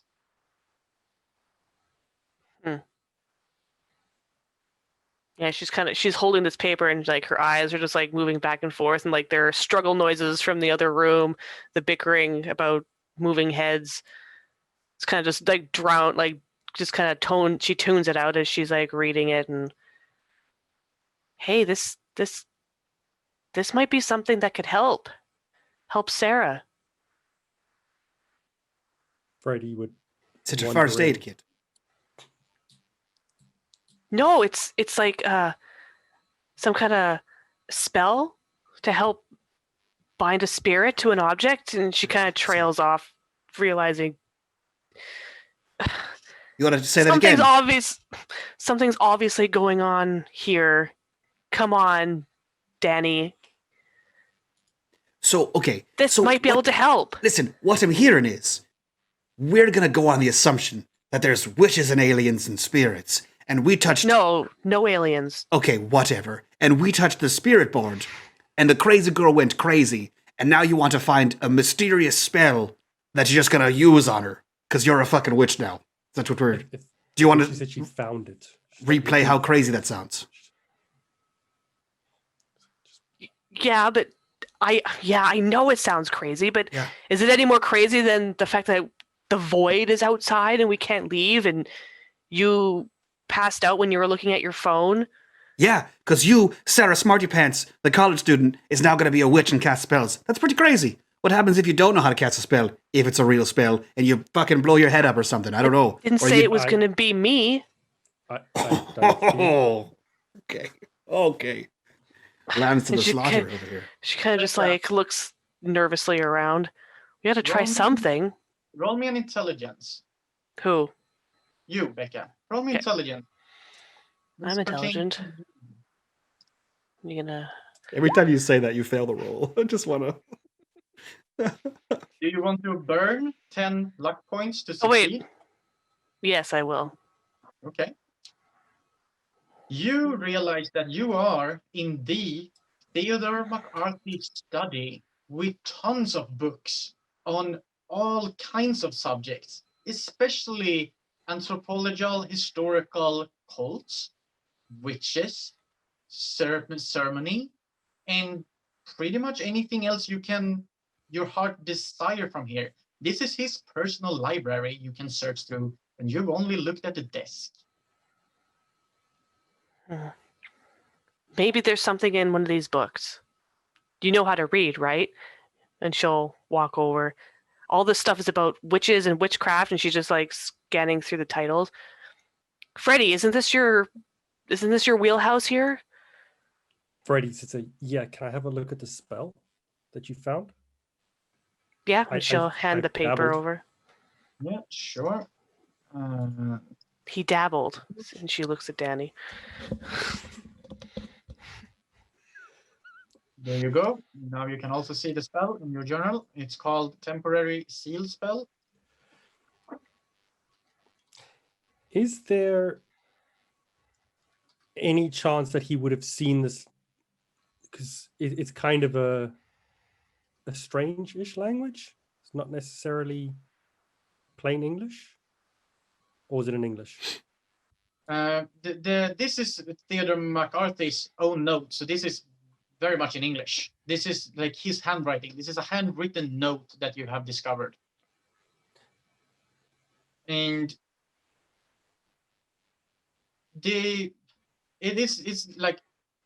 it's mostly, you can tell as you study the occult and stuff, you would say that you recognize from your own work of trying to patch things together. This is something Theodore has patched together from other sources, but this is his work, like the botch trying to get a spell to work.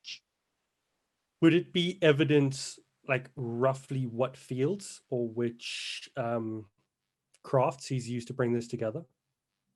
You couldn't tell that. It's too little work. It's just, the basic do this, and this will work. Okay. Freddie would look to us. I can probably make this work, but we need to find everything that's on here. And I would suggest finding where he's got his information from, because he's kind of made this up. What? Which is kind of how we all do it, but Well, the part that, and she's kind of like leaning like over his shoulder a little bit, and she's pointing. The part that kind of concerns me is this part about using your own life force. yeah, you just kind of hope that it doesn't require all of it. Oh, Jesus. I don't know. That's why I say we need to kind of find where he's like cobbled this together from, because whatever the original source is will hopefully give us more information and tell us how bad the consequences can be. She again looks around at all the books. I know I said before that the answer must be in here, but how in the hell are we going to find it? Eichmann, could we tell that it's witchcraft that he's used for this at all? Well, you have something that is talks about spells and spirits from Theodore's work. You have his library where you could use all of you, to search through the bookshelves. I mean, you've only searched the desk so far. So I would say that you, especially as a believer, yeah, you could probably make the connection that this seems to be witchcraft. Could I not roll occult rather than library? Occult's a lot better. And you can roll occult. Yeah, I'll let you roll occult things. Sure, why not? I can see that going. Yeah. Where is that? Where did you guys put Sarah, by the way? Oh, in the bed. On the bed. Oh, damn. Wow. Son. A critical success of 1. Can you This is a use a Matthew code, five. please? A code is so much better. Rolls a 1. I will give you this. Because of that roll, you see how Freddy starts to look around, looks through the shelves, and with very used eyes that usually see normal books where he looks for tomes, to see paper where he looks for parchment. He takes a couple of minutes. And are the rest of you sort of in the study? I know Becca is Dapper. Are you also in the study with them? Oh no. No, you're in the. He's standing in the doorway. In the doorway, okay. Just trying to have a visual piece of everyone else. Mhm. So even you, Dapper, you can see Freddy going around, like very purposely pulling out books, picking them back, being like, oh yes, this one, we need this one, going around. So you can see here, and I will give you will give the very nicest thing. You can then say if you want to share it or not. You find some instructions tucked behind 2 books. They come out to you. You find also a larger inside one of the books. You see that one of the books is occult in nature. You pull it out thinking that would give you a clue. Opening it up, you find that it's hollow. It's a trap, but you do find a whole other document that pertains to this very situation, also written by Teddy. And as well as you realize you need something to translate with. And look and behold, with that super roll, you find a dictionary as well. There is one thing, though, I would like to read that I prepared. So really, it's up to you, Freddy, if you share this with the group. But you find the sealing ritual made by Theodore McArthy. It's an old parchment. It's something that he has reused from something else. It's written like the Ouija board, but it has notes attached by Theodore himself. So this is like old and new mixed together.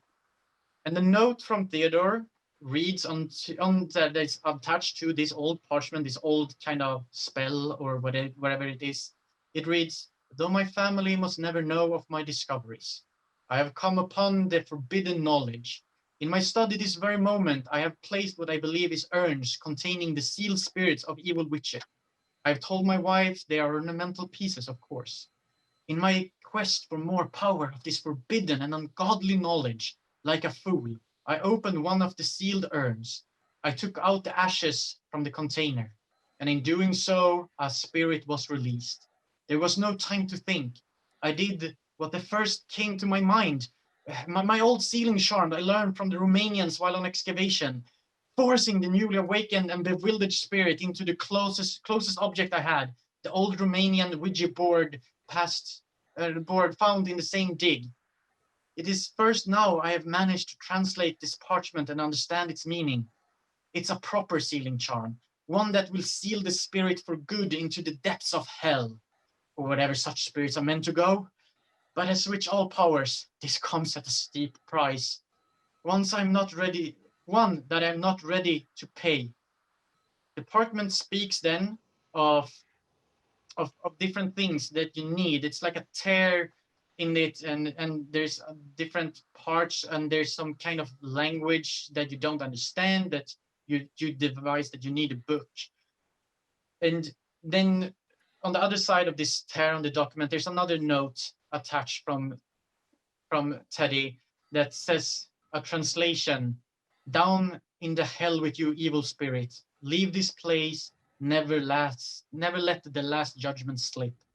And that note with the translation ends with Teddy's note, and you can see that he must have been in distress because the handwriting changed. It's way much more shakily written. "That is although not what ails my soul, for it is this last step that is beyond forgiveness.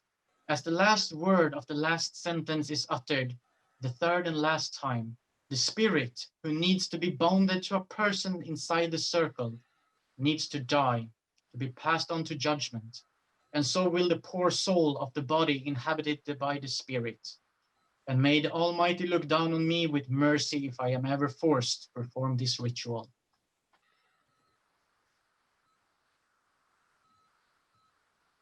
You would have seen Freddie hurriedly putting notes on the desk and reads out what he finds to the others. Yeah, I think as he was he started she was going through books too, really had no idea what she was doing or what she was looking for, but then as he starts moving more purposefully, it's like she slows down, eventually she stops, and she's just turns, she's just watching him work. And then when he reads that out, as she's done, she's just clutching a book to her chest, whoa. Hey, is that a dictionary there? A translation? Yep. Does the language you're translating look like the back of the board? Does it, Icon? It does. It does look like the same. He nods. Why don't you go translate the board? Do you want to go and fetch it? I don't want to touch it. Not particularly, no. But, I mean, as long as you don't make any more corpses or fucking cast a spell, you wizard. Hold on. To be Why fair, don't we all go? the board should be safe. The spirits in Sarah. Sure, yeah, no problem. And he starts to head back downstairs. So, Icon, I will head downstairs and retrieve. You do so without any problem. You even have your nice little gloves on. Mhm. So you do want to go back up as soon as you retrieve it? Yeah, he's gonna walk down there and look around for like a tablecloth or something to just grab it in and just bring it up with him like a faux hobo bag.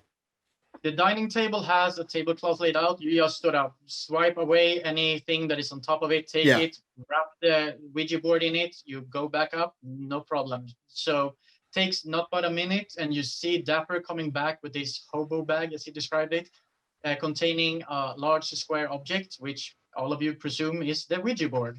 Yep, and he just stands at the edge of the door again and then just holds it inside the door. Here you go. She remains standing where she is and why don't you just come inside? No. You're going to be needed for the ritual anyway, so you Nope. may not There's I'm out. nothing to be afraid of, Dapper.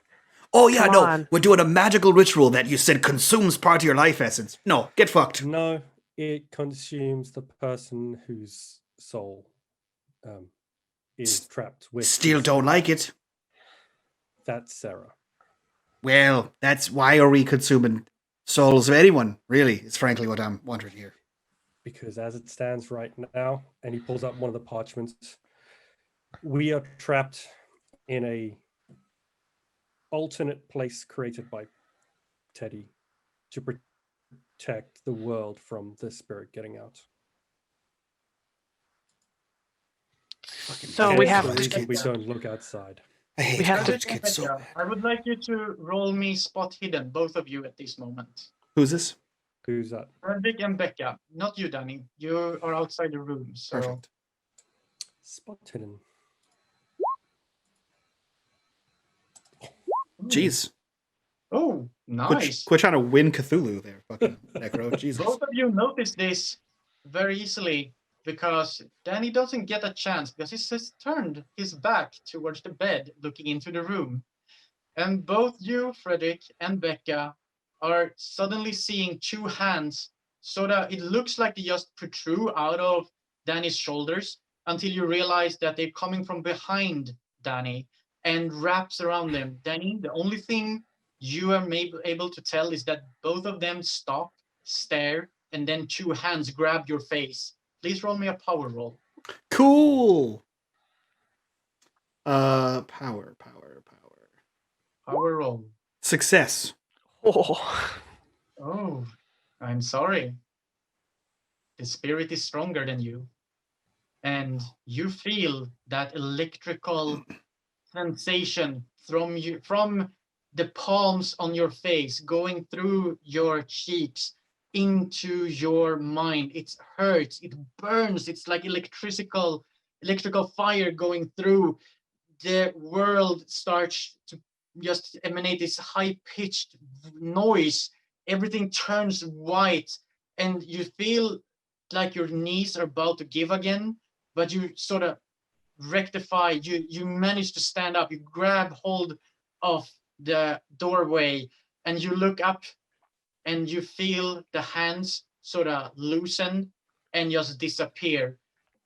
Because you had such a good rolls, you, Frederick, Freddie, and Becca, you see how the body of Sarah once again just completely falls together in, you could sort of describe it as huddling. She is still a human, is still a body, but she sort of just, that was sort of what looked like her last effort was to grab Dapper, and then she just faded away again.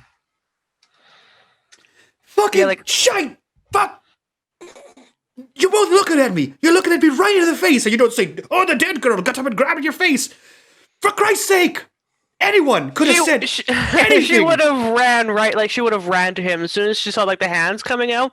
She would have been like, "Watch out!" And she'll like, assuming she can't even get there before it's already over, so she's like already like maybe here by the time he's shaking her loose. What are you good for? You just. Oh God! She'll grab his arm and pull him inside, Worst two lookouts. Oh, now I'm in the. Okay, well, and she'll close. No, she can't. Well, close the close door it. as best she can. I thought you said she was unconscious. What happened there? Who the last person? to Maybe go? you woke her up when you moved her to the bed. You grabbed her by the head. She was sleeping then. I swear to God. All right, now I'm in the fucking room. What's your The door is closed. wizard plan?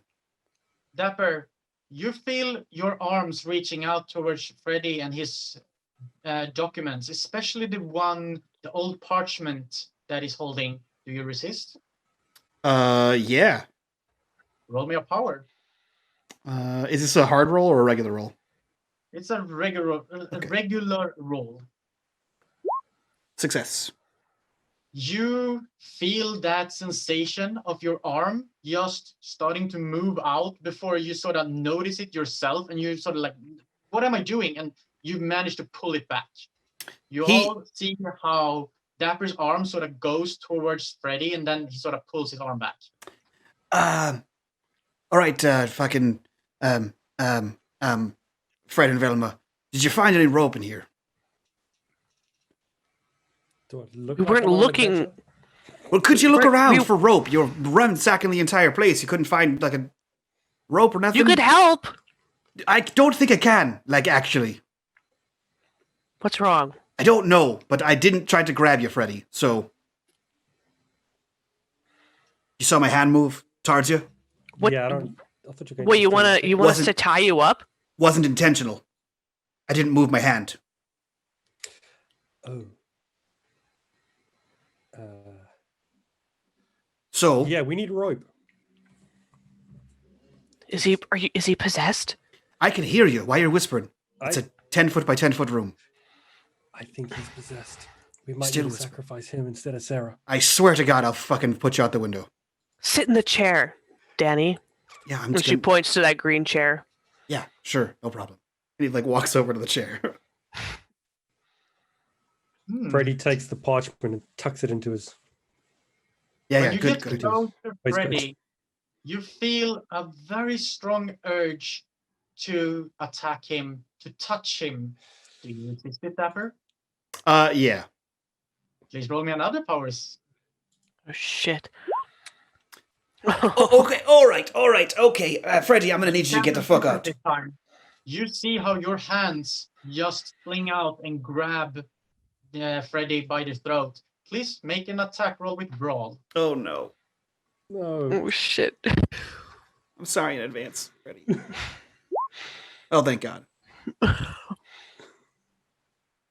Freddy, you get to choose what to do. You can either fight back or you can dodge it, because these are the normal Call of Cthulhu rules. You have options.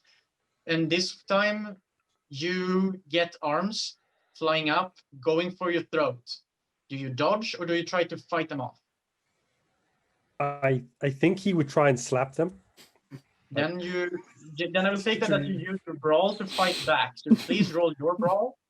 That's not going to go well. While this is happening, she's like, "What are you doing?" I don't know.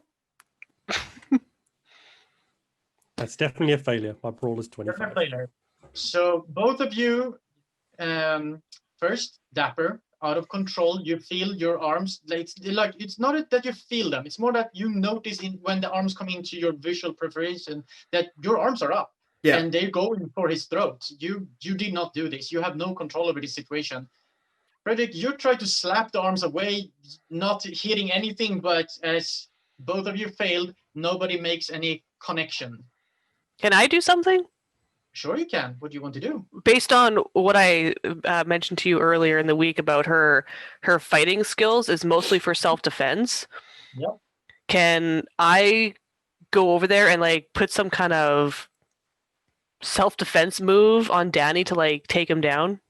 Sure you can. That would be a fighting maneuver to restrain him. Please roll a brawl fighting skill. Okay, come on. Yeah.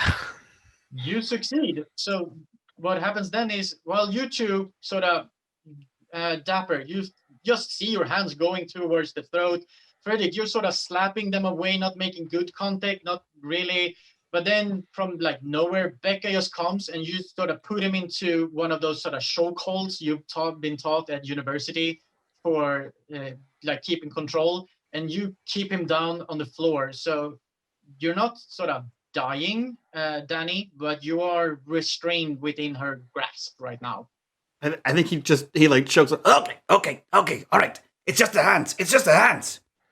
Let go. Lower the throat. Yeah, and she's like got like one of his hands behind his back, like pressure point with like his thumb and everything. Yeah, you're just hurting me. You're hurting me. I don't have control of the hands. There's no need to break my arm. Just try to Oh, Again, you think try not to swear. I didn't try to not choke out the fucking nerd? No, I tried to very hard not to choke him out.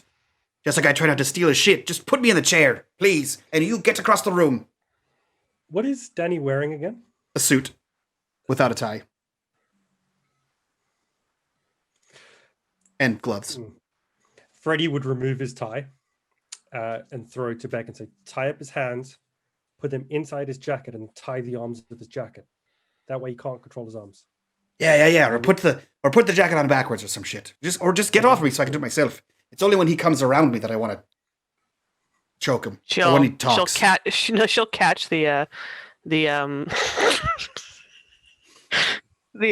tie, and then it's like, I'll do it, and then she'll she's not like pushing you or anything. She'll like walk you back to the chair, and she's gonna tie you up with your hands behind your back and sit you down. Sure. Yeah, I guess as long as he doesn't come close to me, I guess I won't try to kill him. Just as soon as you walked over here. You're going to end up in the middle of a circle. It's fine. So you tie him down. He says, I take it Danny doesn't resist. You are very successful in tying him down to this chair. Now you have a tie down, Danny. The girl outside the door that you closed, so you don't really know what's going on there. What do you two do? Is there any chalk or not necessarily pens, but there is chalk with your previous role of trying to find occult shit. Yes, you definitely found chalk. Freddy would start to draw the symbol, which, if I remember correctly, is a big ass circle with a pentagram in the middle. It's naturally. Of course it is. He would start to prep. Guys. Some things are just classic. He would start to prep the pentagram and the ritual area from the book, checking the paper and tucking it back into his waistcoat every now and then. Yeah, sure, no problem. As Are long there as any nobody, items? as long as nobody posts, you can do this. Oh, hey, Becca. You know, What? when you're not putting men in a suplex, you might want to grab the board. And she'll look at the Ouija board. And she'll look back at Dan like she doesn't trust him, like he's gonna try and like make some kind of move back to Freddy or something like that. Listen, I don't want to kill the kid. I don't give a shit about him. But translate the thing. Freddy, you gather from the instructions on this that the barrier that needs to be placed is that you need to be actually physically touching, like touching hands or like skin to skin with the other participants in the ritual. All of you needs to be, all the ones who are casting the spell, which is the ones who are not the target of the spell, like not the one in the middle, but the rest of you need to be physically touching to form a human circle around.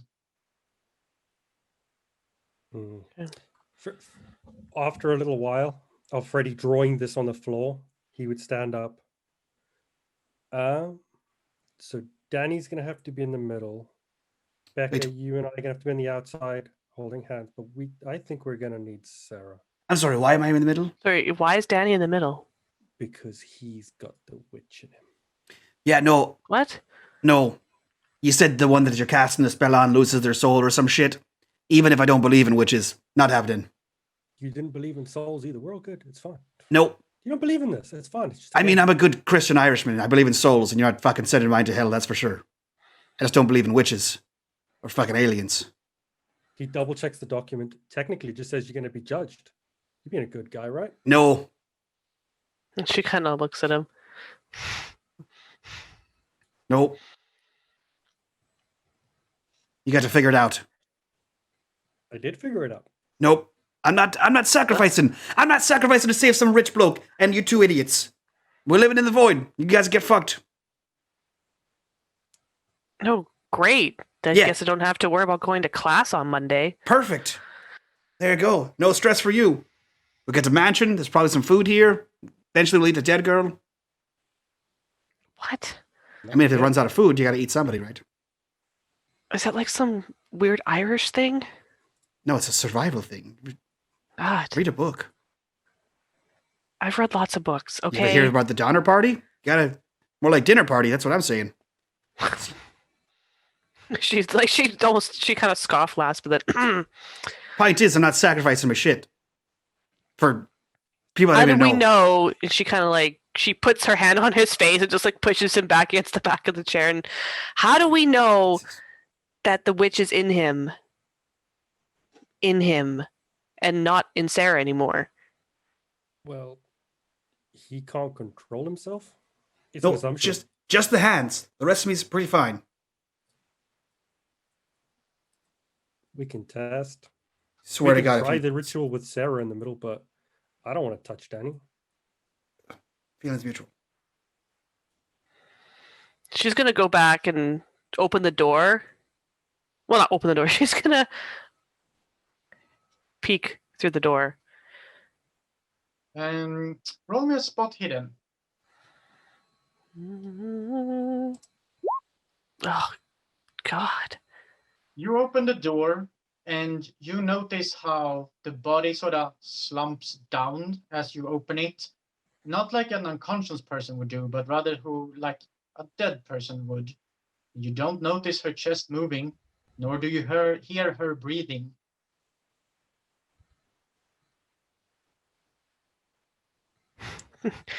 She's gonna do the stupidest thing. She's like, Sarah? No response.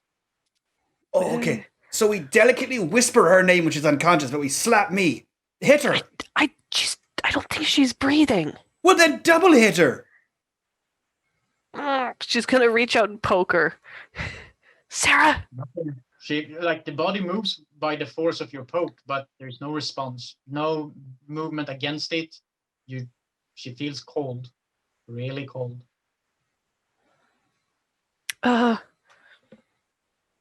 She whispers to herself, fuck it. And she's gonna grab the whatever body part is closest to her, either its foot or arm, and she's gonna pull the body into the study.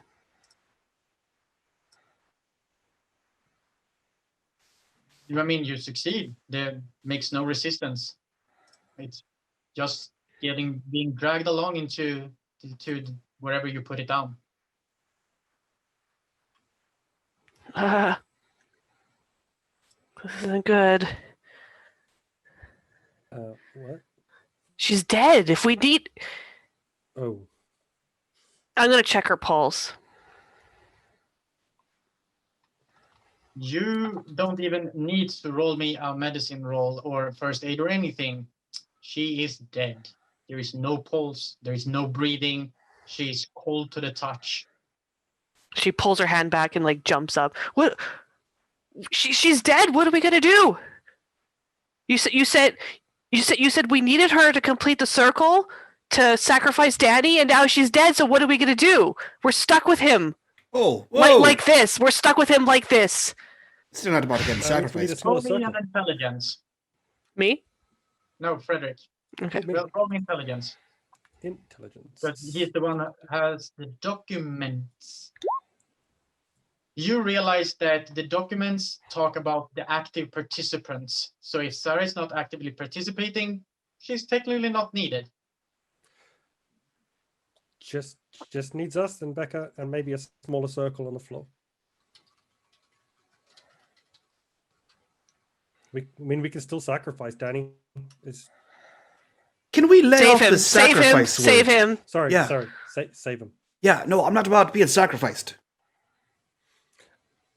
Poor choice of words. Yeah, especially if I'm sacrificing to save you. I don't even like you to. Feelings mutual. Okay. Yeah, but the point is, You've I'm been not a jerk. You've been a jerk this whole evening. That's because I'm trapped in a house with two loons and a crazy dead broad. We're actually trying to figure this out and get out of here. You're just sitting there being all Irish. Yeah, because the way to figure it out and get out of here is to kill me. So I'm not pretty hyped about it. Hey, Well, I'm not hyped about it either. She'll kind of lean over to Frederick and is there any other way? Maybe there's... We can check for more books, but this is what I found. I mean, this kind of leads to what his research was. And the research was all around, you've got to send the spirit off and it's got to come out of someone or from someone. Unless there's some way to get it back into the board that we can try that. and then Isn't that destroy where the we're? board? Isn't that where we're trying to get it to go? No, Back we're into the trying to board? So Teddy's research, he was too scared to sacrifice someone to release the spirit completely. All he did was trap it, and he trapped it in the board. We can try and trap it back up. Yeah, where are those notes? We can try the temporary one first, and then sacrifice Danny. Save him. Sorry, save his soul. I swear to God. Necro, I just want to make sure, because Roll20 have been a bit wobbly with me. You do have the other document that you're supposed to receive as well, right? The temporary seal. No, there's another one called, it starts with Ward. Ward instructions, yes. Yeah. Good. I just wanted to make sure that you had that document. Because your character does. Yeah. Let me just double check. This is the one that says that we are trapped in the house, which is... Yeah, but it also tells you how to get out. This was left for Sara in case anything happened. Read it again. There's got to be something else. I can read it for you if you want to, so I can read it to the group if you want to share the information. Yeah, he would read it out loud. Okay. I have made sure in my distress to set up wards as though to be by the Chinese Buddhist. This way, if the spirit manages to escape its prison in the Ouija board, and I am not able to force it back with my sealing spell, then at least the world will be safe when the wards activate. I do feel guilt for any other spirits trapped within the house should the wards activate, but I must be steadfast. A few lives outnumber the great. But in my moment of weakness, I put down these notes in case my family, and especially my beloved daughter, should be trapped inside. Here are the instructions for how to lower the wards so that one spirit may pass through. The note continues to explain the steps to go through to lower the wards at a point in the house so that one spirit at a time may pass through. I've only written one spirit, but it's, if you recast it, it's like one at a time. And the note denotes that.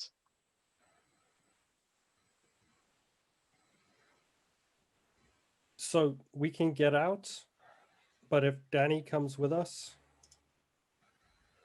the spirit within him may come with him. Or the spirit will come and he will stay behind. Well, that's not good. Right, so put it back in the box. We can try the box first, and if that doesn't work, we can try get out. I mean, either way, we're trying anything. You're a college student, not a wizard. It's a shot in the dark either way. So let's try all the ones that don't get me killed. I agree. All right, then. He will try the temporary seal, then. Icon, if possible, to try and trap the spirit back in the Ouija board and hopefully not kill Danny. Sure, you may try the temporary seal. The temporary seal, for mechanical purposes, have that you need to tell me how many magic points you're willing to use for this.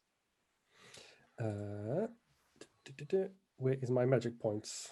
Oh, You there have we go. magic points on your character sheet. It's to the right and kind of far up underneath your ability scores. How does... So I would spend my magic points to try the temporary seal? Yes, you would. And you still need to succeed on a power roll to be able to perform the magic. If you fail, I will tell you what wonderful, disastrous things will happen. If you succeed, well, you don't really know what's going to happen, do you? I will spend 4 of my magic points. Can we spend our own too? Only the caster can spend points. So You got this. I'm trying to save some in case it goes wrong. So you will spend 4 magic points? I'm going to spend 4. Drop me down to 6. Then you roll me a power roll, and depending on your success, I will tell you what happens. Power roll. Oh, spend luck. How much luck do you want to use? You can use 4 to get a success. or you can use more to get more success, as I told you earlier.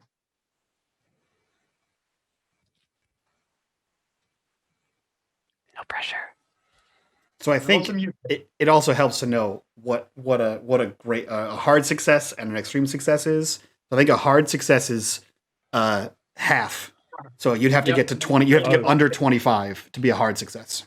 Yeah, the hard successes are half, extreme are 1/5, and critical are 1, like the literal number 1. Yeah. In which case, I will spend a 4 because You will spend 4 No. for a success. Taken. You read of the notes of Teddy. You start to repeat the words written, the gestures demanded and depicted in simple drawings. You all feel how the air becomes electric. You can hear a wailing, a scream beyond what is possible. It starts as a faint incoming from pretty much nowhere, and it grows, and you can all see how from Danny, and you, Danny, you feel the same kind of electrical force, but this time it emanates from within you, like from your core, and goes outwards. And it starts to almost burn you, and then it sort of feels like liquid splashing on your skin, but in reverse. And the rest of you see how a spectral form, something only vaguely resembling a human, comes out. That might have been partially corpse, partially woman, partially human, and yet elongated limbs. Faded, flickering, almost blurry lines of face, unrecognizable, weren't it, that it came out of a person and sort of remained bits of personal form and shapes.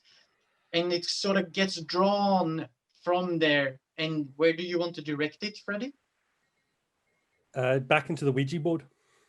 You point out to the Ouija board as described, and you sort of make the hand gestures. You feel the force, you feel the tuck of your mind against these entities, and you can feel how the magic seeps through you, through reality itself, and causes tears. And you can feel how it gets picked down and forced in with great repentance into the Ouija board. All of you, roll me sanity checks. Ooh,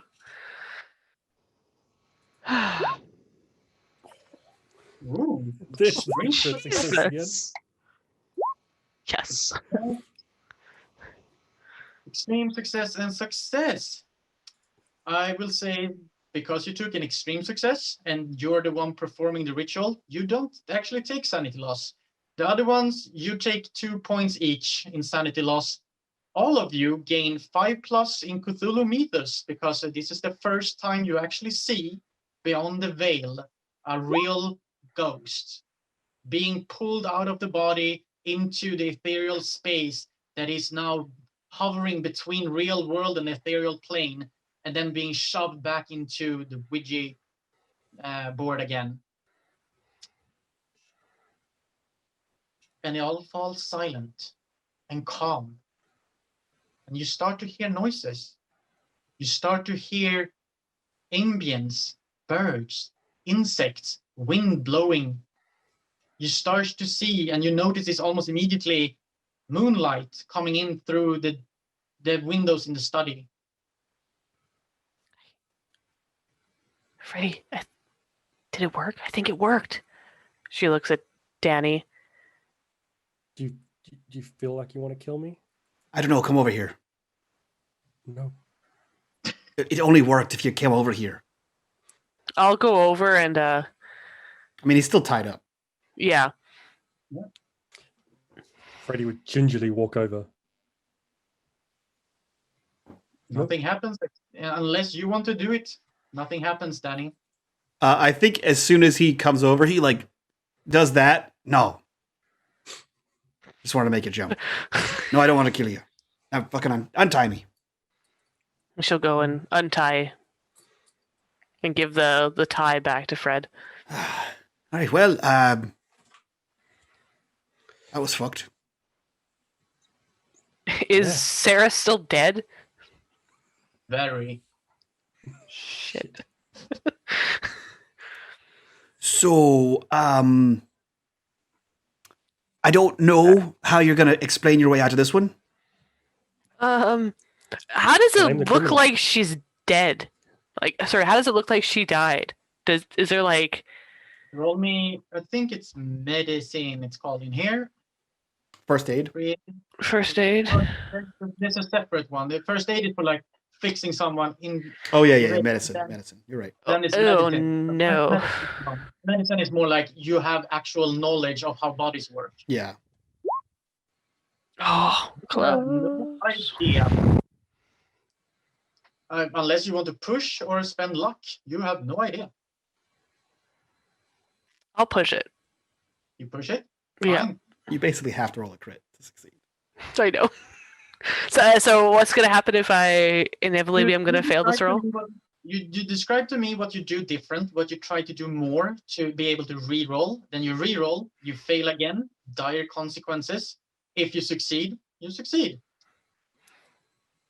Yeah, she's just gonna go over to the body. She doesn't want to touch her per se, but she's just gonna see if she can examine, because she said she was banging, like we heard she was banging her head. Like, does she have a visible wound, like a really bad wound on her head? And No, she has what started out as a light bruise, but then she died, and since her body isn't pumping blood anymore, the bruise hasn't developed more than just the faintest. Like it's a little purplish, bit swollen, but doesn't seem that bad.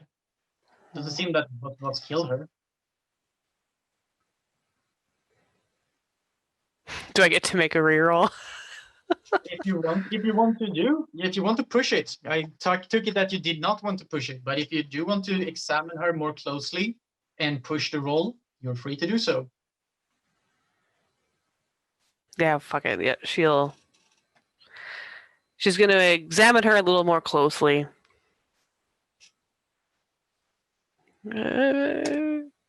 Oh, nice.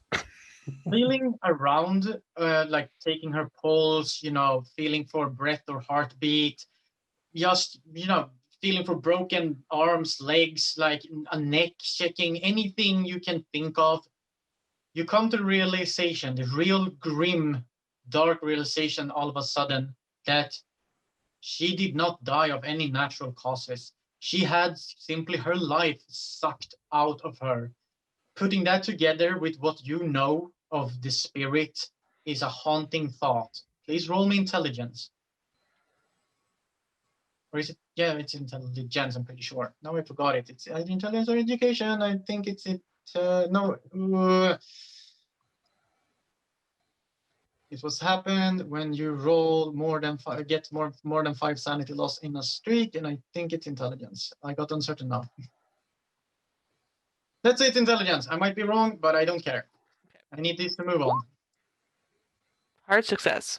Too bad. This is the one roll you want to fail, because you realize exactly how horrible this is. You exactly realize that she was possessed by another entity, had her soul sucked out, and is now not merely dead, but her very essence, whether there is hell, heaven, other stuff and places, her soul is not even being able to go there. This realization hits you hard, and I will not partake too much time here because it's in the end, but you character gets a temporary insanity where you cannot stand to read obituaries, you cannot be near a graveyard, nor go into churches if there's service in place that pertains to death.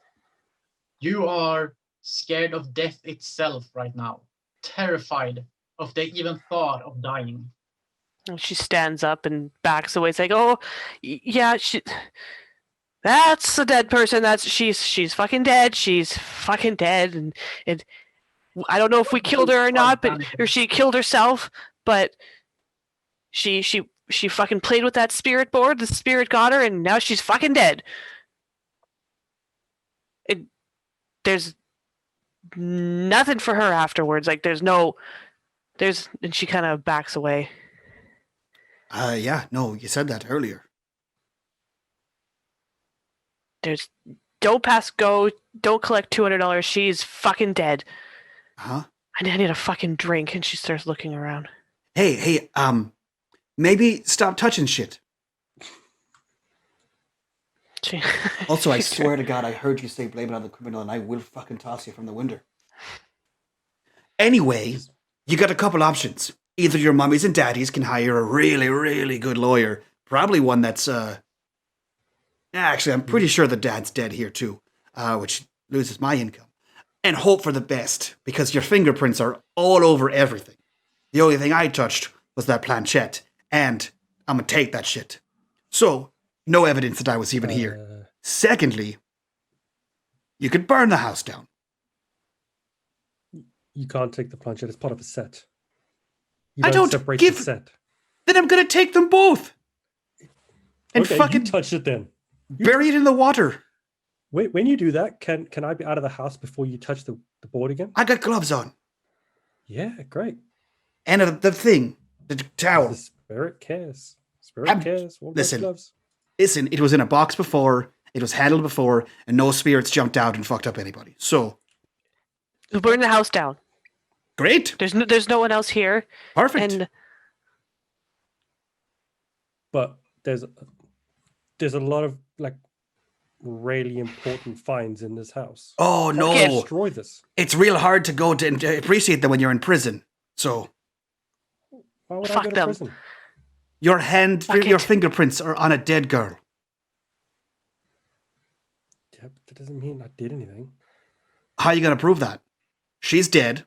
Can't prove Ah. you didn't do anything. Her dad's a lawyer. Yeah, He knows all about this. her dad Mum's is a lawyer. Mum's a lawyer. Who? And the dad knows all about this stuff. she's Uh-huh. looking around. Is there like any kind of whiskey, like any decanters of alcohol in here?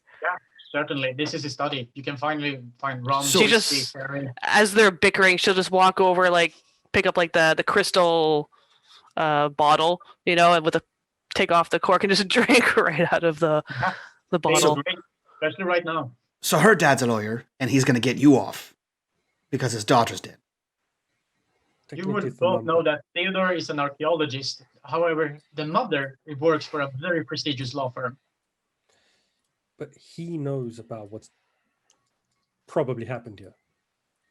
If he's not dead, which you alluded to, did you kill him? He can tell her. Yes, and they're just going to say, oh, the spirits killed me daughter when anyone asks them. A high society family is just going to be like, oh, I don't know what happened. My daughter died. Or they're going to blame it on the 2 college kids that were here. She's gonna like wipe her mouth from whatever she was drinking, and like walk like purposely over to Danny, and like start like patting him down, kind of thing. It's like, do you have a lighter? Do you have a lighter on you? Like she's like forcibly like trying to check his pockets. Hey, get off of me, you drunkard.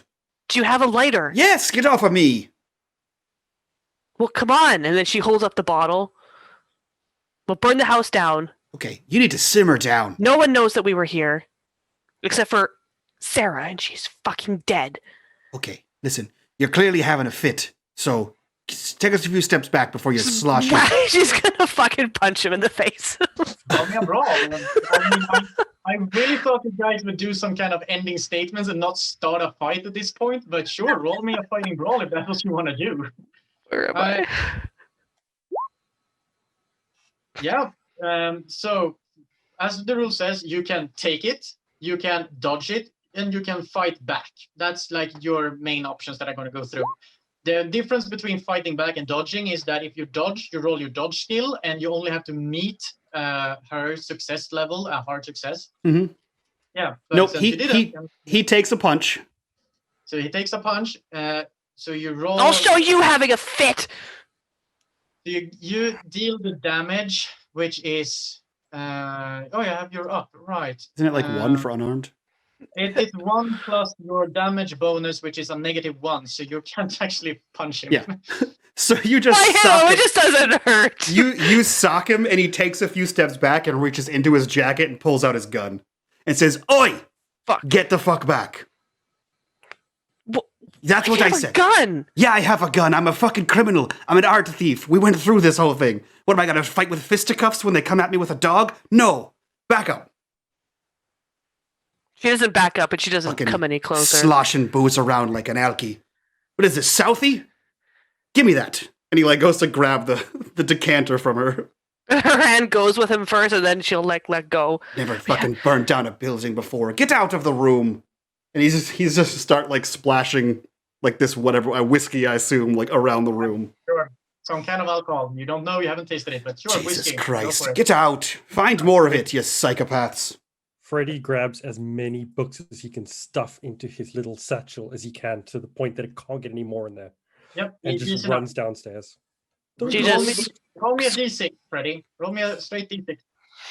That's how many books you're gonna get. Roll D6. No, that didn't work. Oh, okay. Then you get no books. Rolling the dice. You grab in your frantic panic, you grab like a real thick grimoire and just shove it down, and it takes all the space that you have in your satchel. And he runs downstairs to get away from the crazy criminal. Yep, He- sure. Easy he- enough. He immediately You puts get his... down. Oh, go ahead. Even when you glance through the windows, now you see perfect outdoors. There's like, it's dark and stuff, but there's like stars, clouds, moons, treetops, grass, yard. And it seems normal again. You reach the bottom floor, no problem. Other two? Danny's like splashing booze around. He puts the gun away. And then he like, as he leaves the study, he's gonna like, with his gloves still on, pull out one of the books, turn it around, and then light the bottom corner of the paper on fire so the bookshelf catches. Yep. And then he's gonna basically walk to the room that Sarah was in, and then like catch like the bed, the curtains, the tablecloth. Like he's just gonna go through the house and just light small things on fire in several places. I get you. Becca, what do you want to do? she's waiting for him at the top of the stairs. Go find more alcohol. One bottle of whiskey is not gonna burn an entire house down. You remember that there was a carton of assorted spirits down where the living room area when you arrived. Okay, so she'll turn and she'll scurry down, grab the armful of bottles, and run back up. Yep. Yeah. He's just Yeah, basically you going go- through every room, Bottles or so, strong spray alcohol. Yeah. Easy enough. I think we can end it there with a nice prelogue that I will have for you now. You sprinkle out the alcohol, you set the whole house ablaze. You escape with you bring the Ouija board and the planchettes with you, Danny. I don't. I leave it there to burn. You leave it there to burn. Excellent. You leave the house easily enough. You stand by your cars and you see how the house catches fire, how it turns into a fiery blaze. All three of you hear an icy screaming sound, a wail coming from inside, then another, then another, then another, and then finally a fifth screamy wail. Soon after you hear breakage, like explosion-wise from inside the house. And you see 5 esoteric spirits, the same as the one you saw being drawn out of Danny into the Ouija board, coming out and just going each every way. And you leave this house, you leave this place with the knowledge that you have set properly 5 spirits free into the world by firing up their prisons, making them burn and explode and releasing the spirits. And a year goes by, maybe you stayed in touch, some of you, maybe you didn't. But each one of you, a year later, turn around and from the other side of the crowd, you see 5 people, all evenly smiling at you with malice and bad intent. Just for a moment, a bus passes by, a car, you turn or you look some other way and they're gone again. But you know that these spirits have now possessed other people. And you 3 are responsible for that. And that's where we're going to end tonight. We have run very much longer than I anticipated, and I am sorry for that. No, you're fine. But that is the wrap up. You are an accomplice, Chris. I did not. An release accomplice that. is That's on still a YouTube. criminal action. You Yeah, did why nothing to sh- stop us. We did them a favor. We All set right. them free. That is it for our Call of Cthulhu one-shot called McArthy's Estate, which is no more, in fact. So let's go around. Do our outroductions. We'll get the hell out of here, do a very quick after show, and then jump into our next game. So stick around, guys. We have another few more hours of tabletop games. We're playing Coriolis after this. So I will start with our amazing GM, Iquin. Who are you? And how are you? You know, whatever. Who are you? Where can we find you on the internet? And what are you up to? I am no longer your keeper. I am Iquin. I play here, and I am in the Discord, unMadeGaming Discord. That's where you probably will get a hold of me if you want to. Big fan of everything you do, so of course I will want to be here to play. I also do every other Sunday. This Sunday, in fact, if we can get all the technical stuff to work, play as a sorcerer Goliath on Xmas Ninja Jinja's channel every other Sunday. So this one and every other from there. So you can catch me there as well. Hell yeah. We'll go over to Necro. Who are you? Where can we find you on the internet? And what are you up to? I'm Chris, aka Necro. At the moment, I am just in the Discord, nowhere else. Links, like Mike says, down below. And last but not least, G, who are you? Where can we find you on the internet? What are you up to? I am G. I'm the Lightning Invoker on Twitch and Lightning Spaz 09 on Twitter. And you can find me in the Discord all the time, pretty much. Hell yeah. With that, before I leave, I will remind everyone that here in the Americas, it is, well, not just this one America. Not both of them. It is Small Business Saturday, which is the day after Black Friday. This is, in fact, a small business. The best way to support us is on our Patreon. I know Patreon can be challenging with all kinds of different tiers, but our lowest one is just a mere $2, and that helps more than you could possibly know. So if you guys are feeling generous and you want to support a small, veteran-owned business on Small Business Saturday, drop by our Patreon, hit that $2 sub, and yeah, you guys help us keep the lights on and keep us doing fun, cool shit and paying our casts. So with that, stick around, guys. We'll be back in, I don't know, maybe 20 or so minutes to do some more space business. We'll see you guys all later. Bye-bye.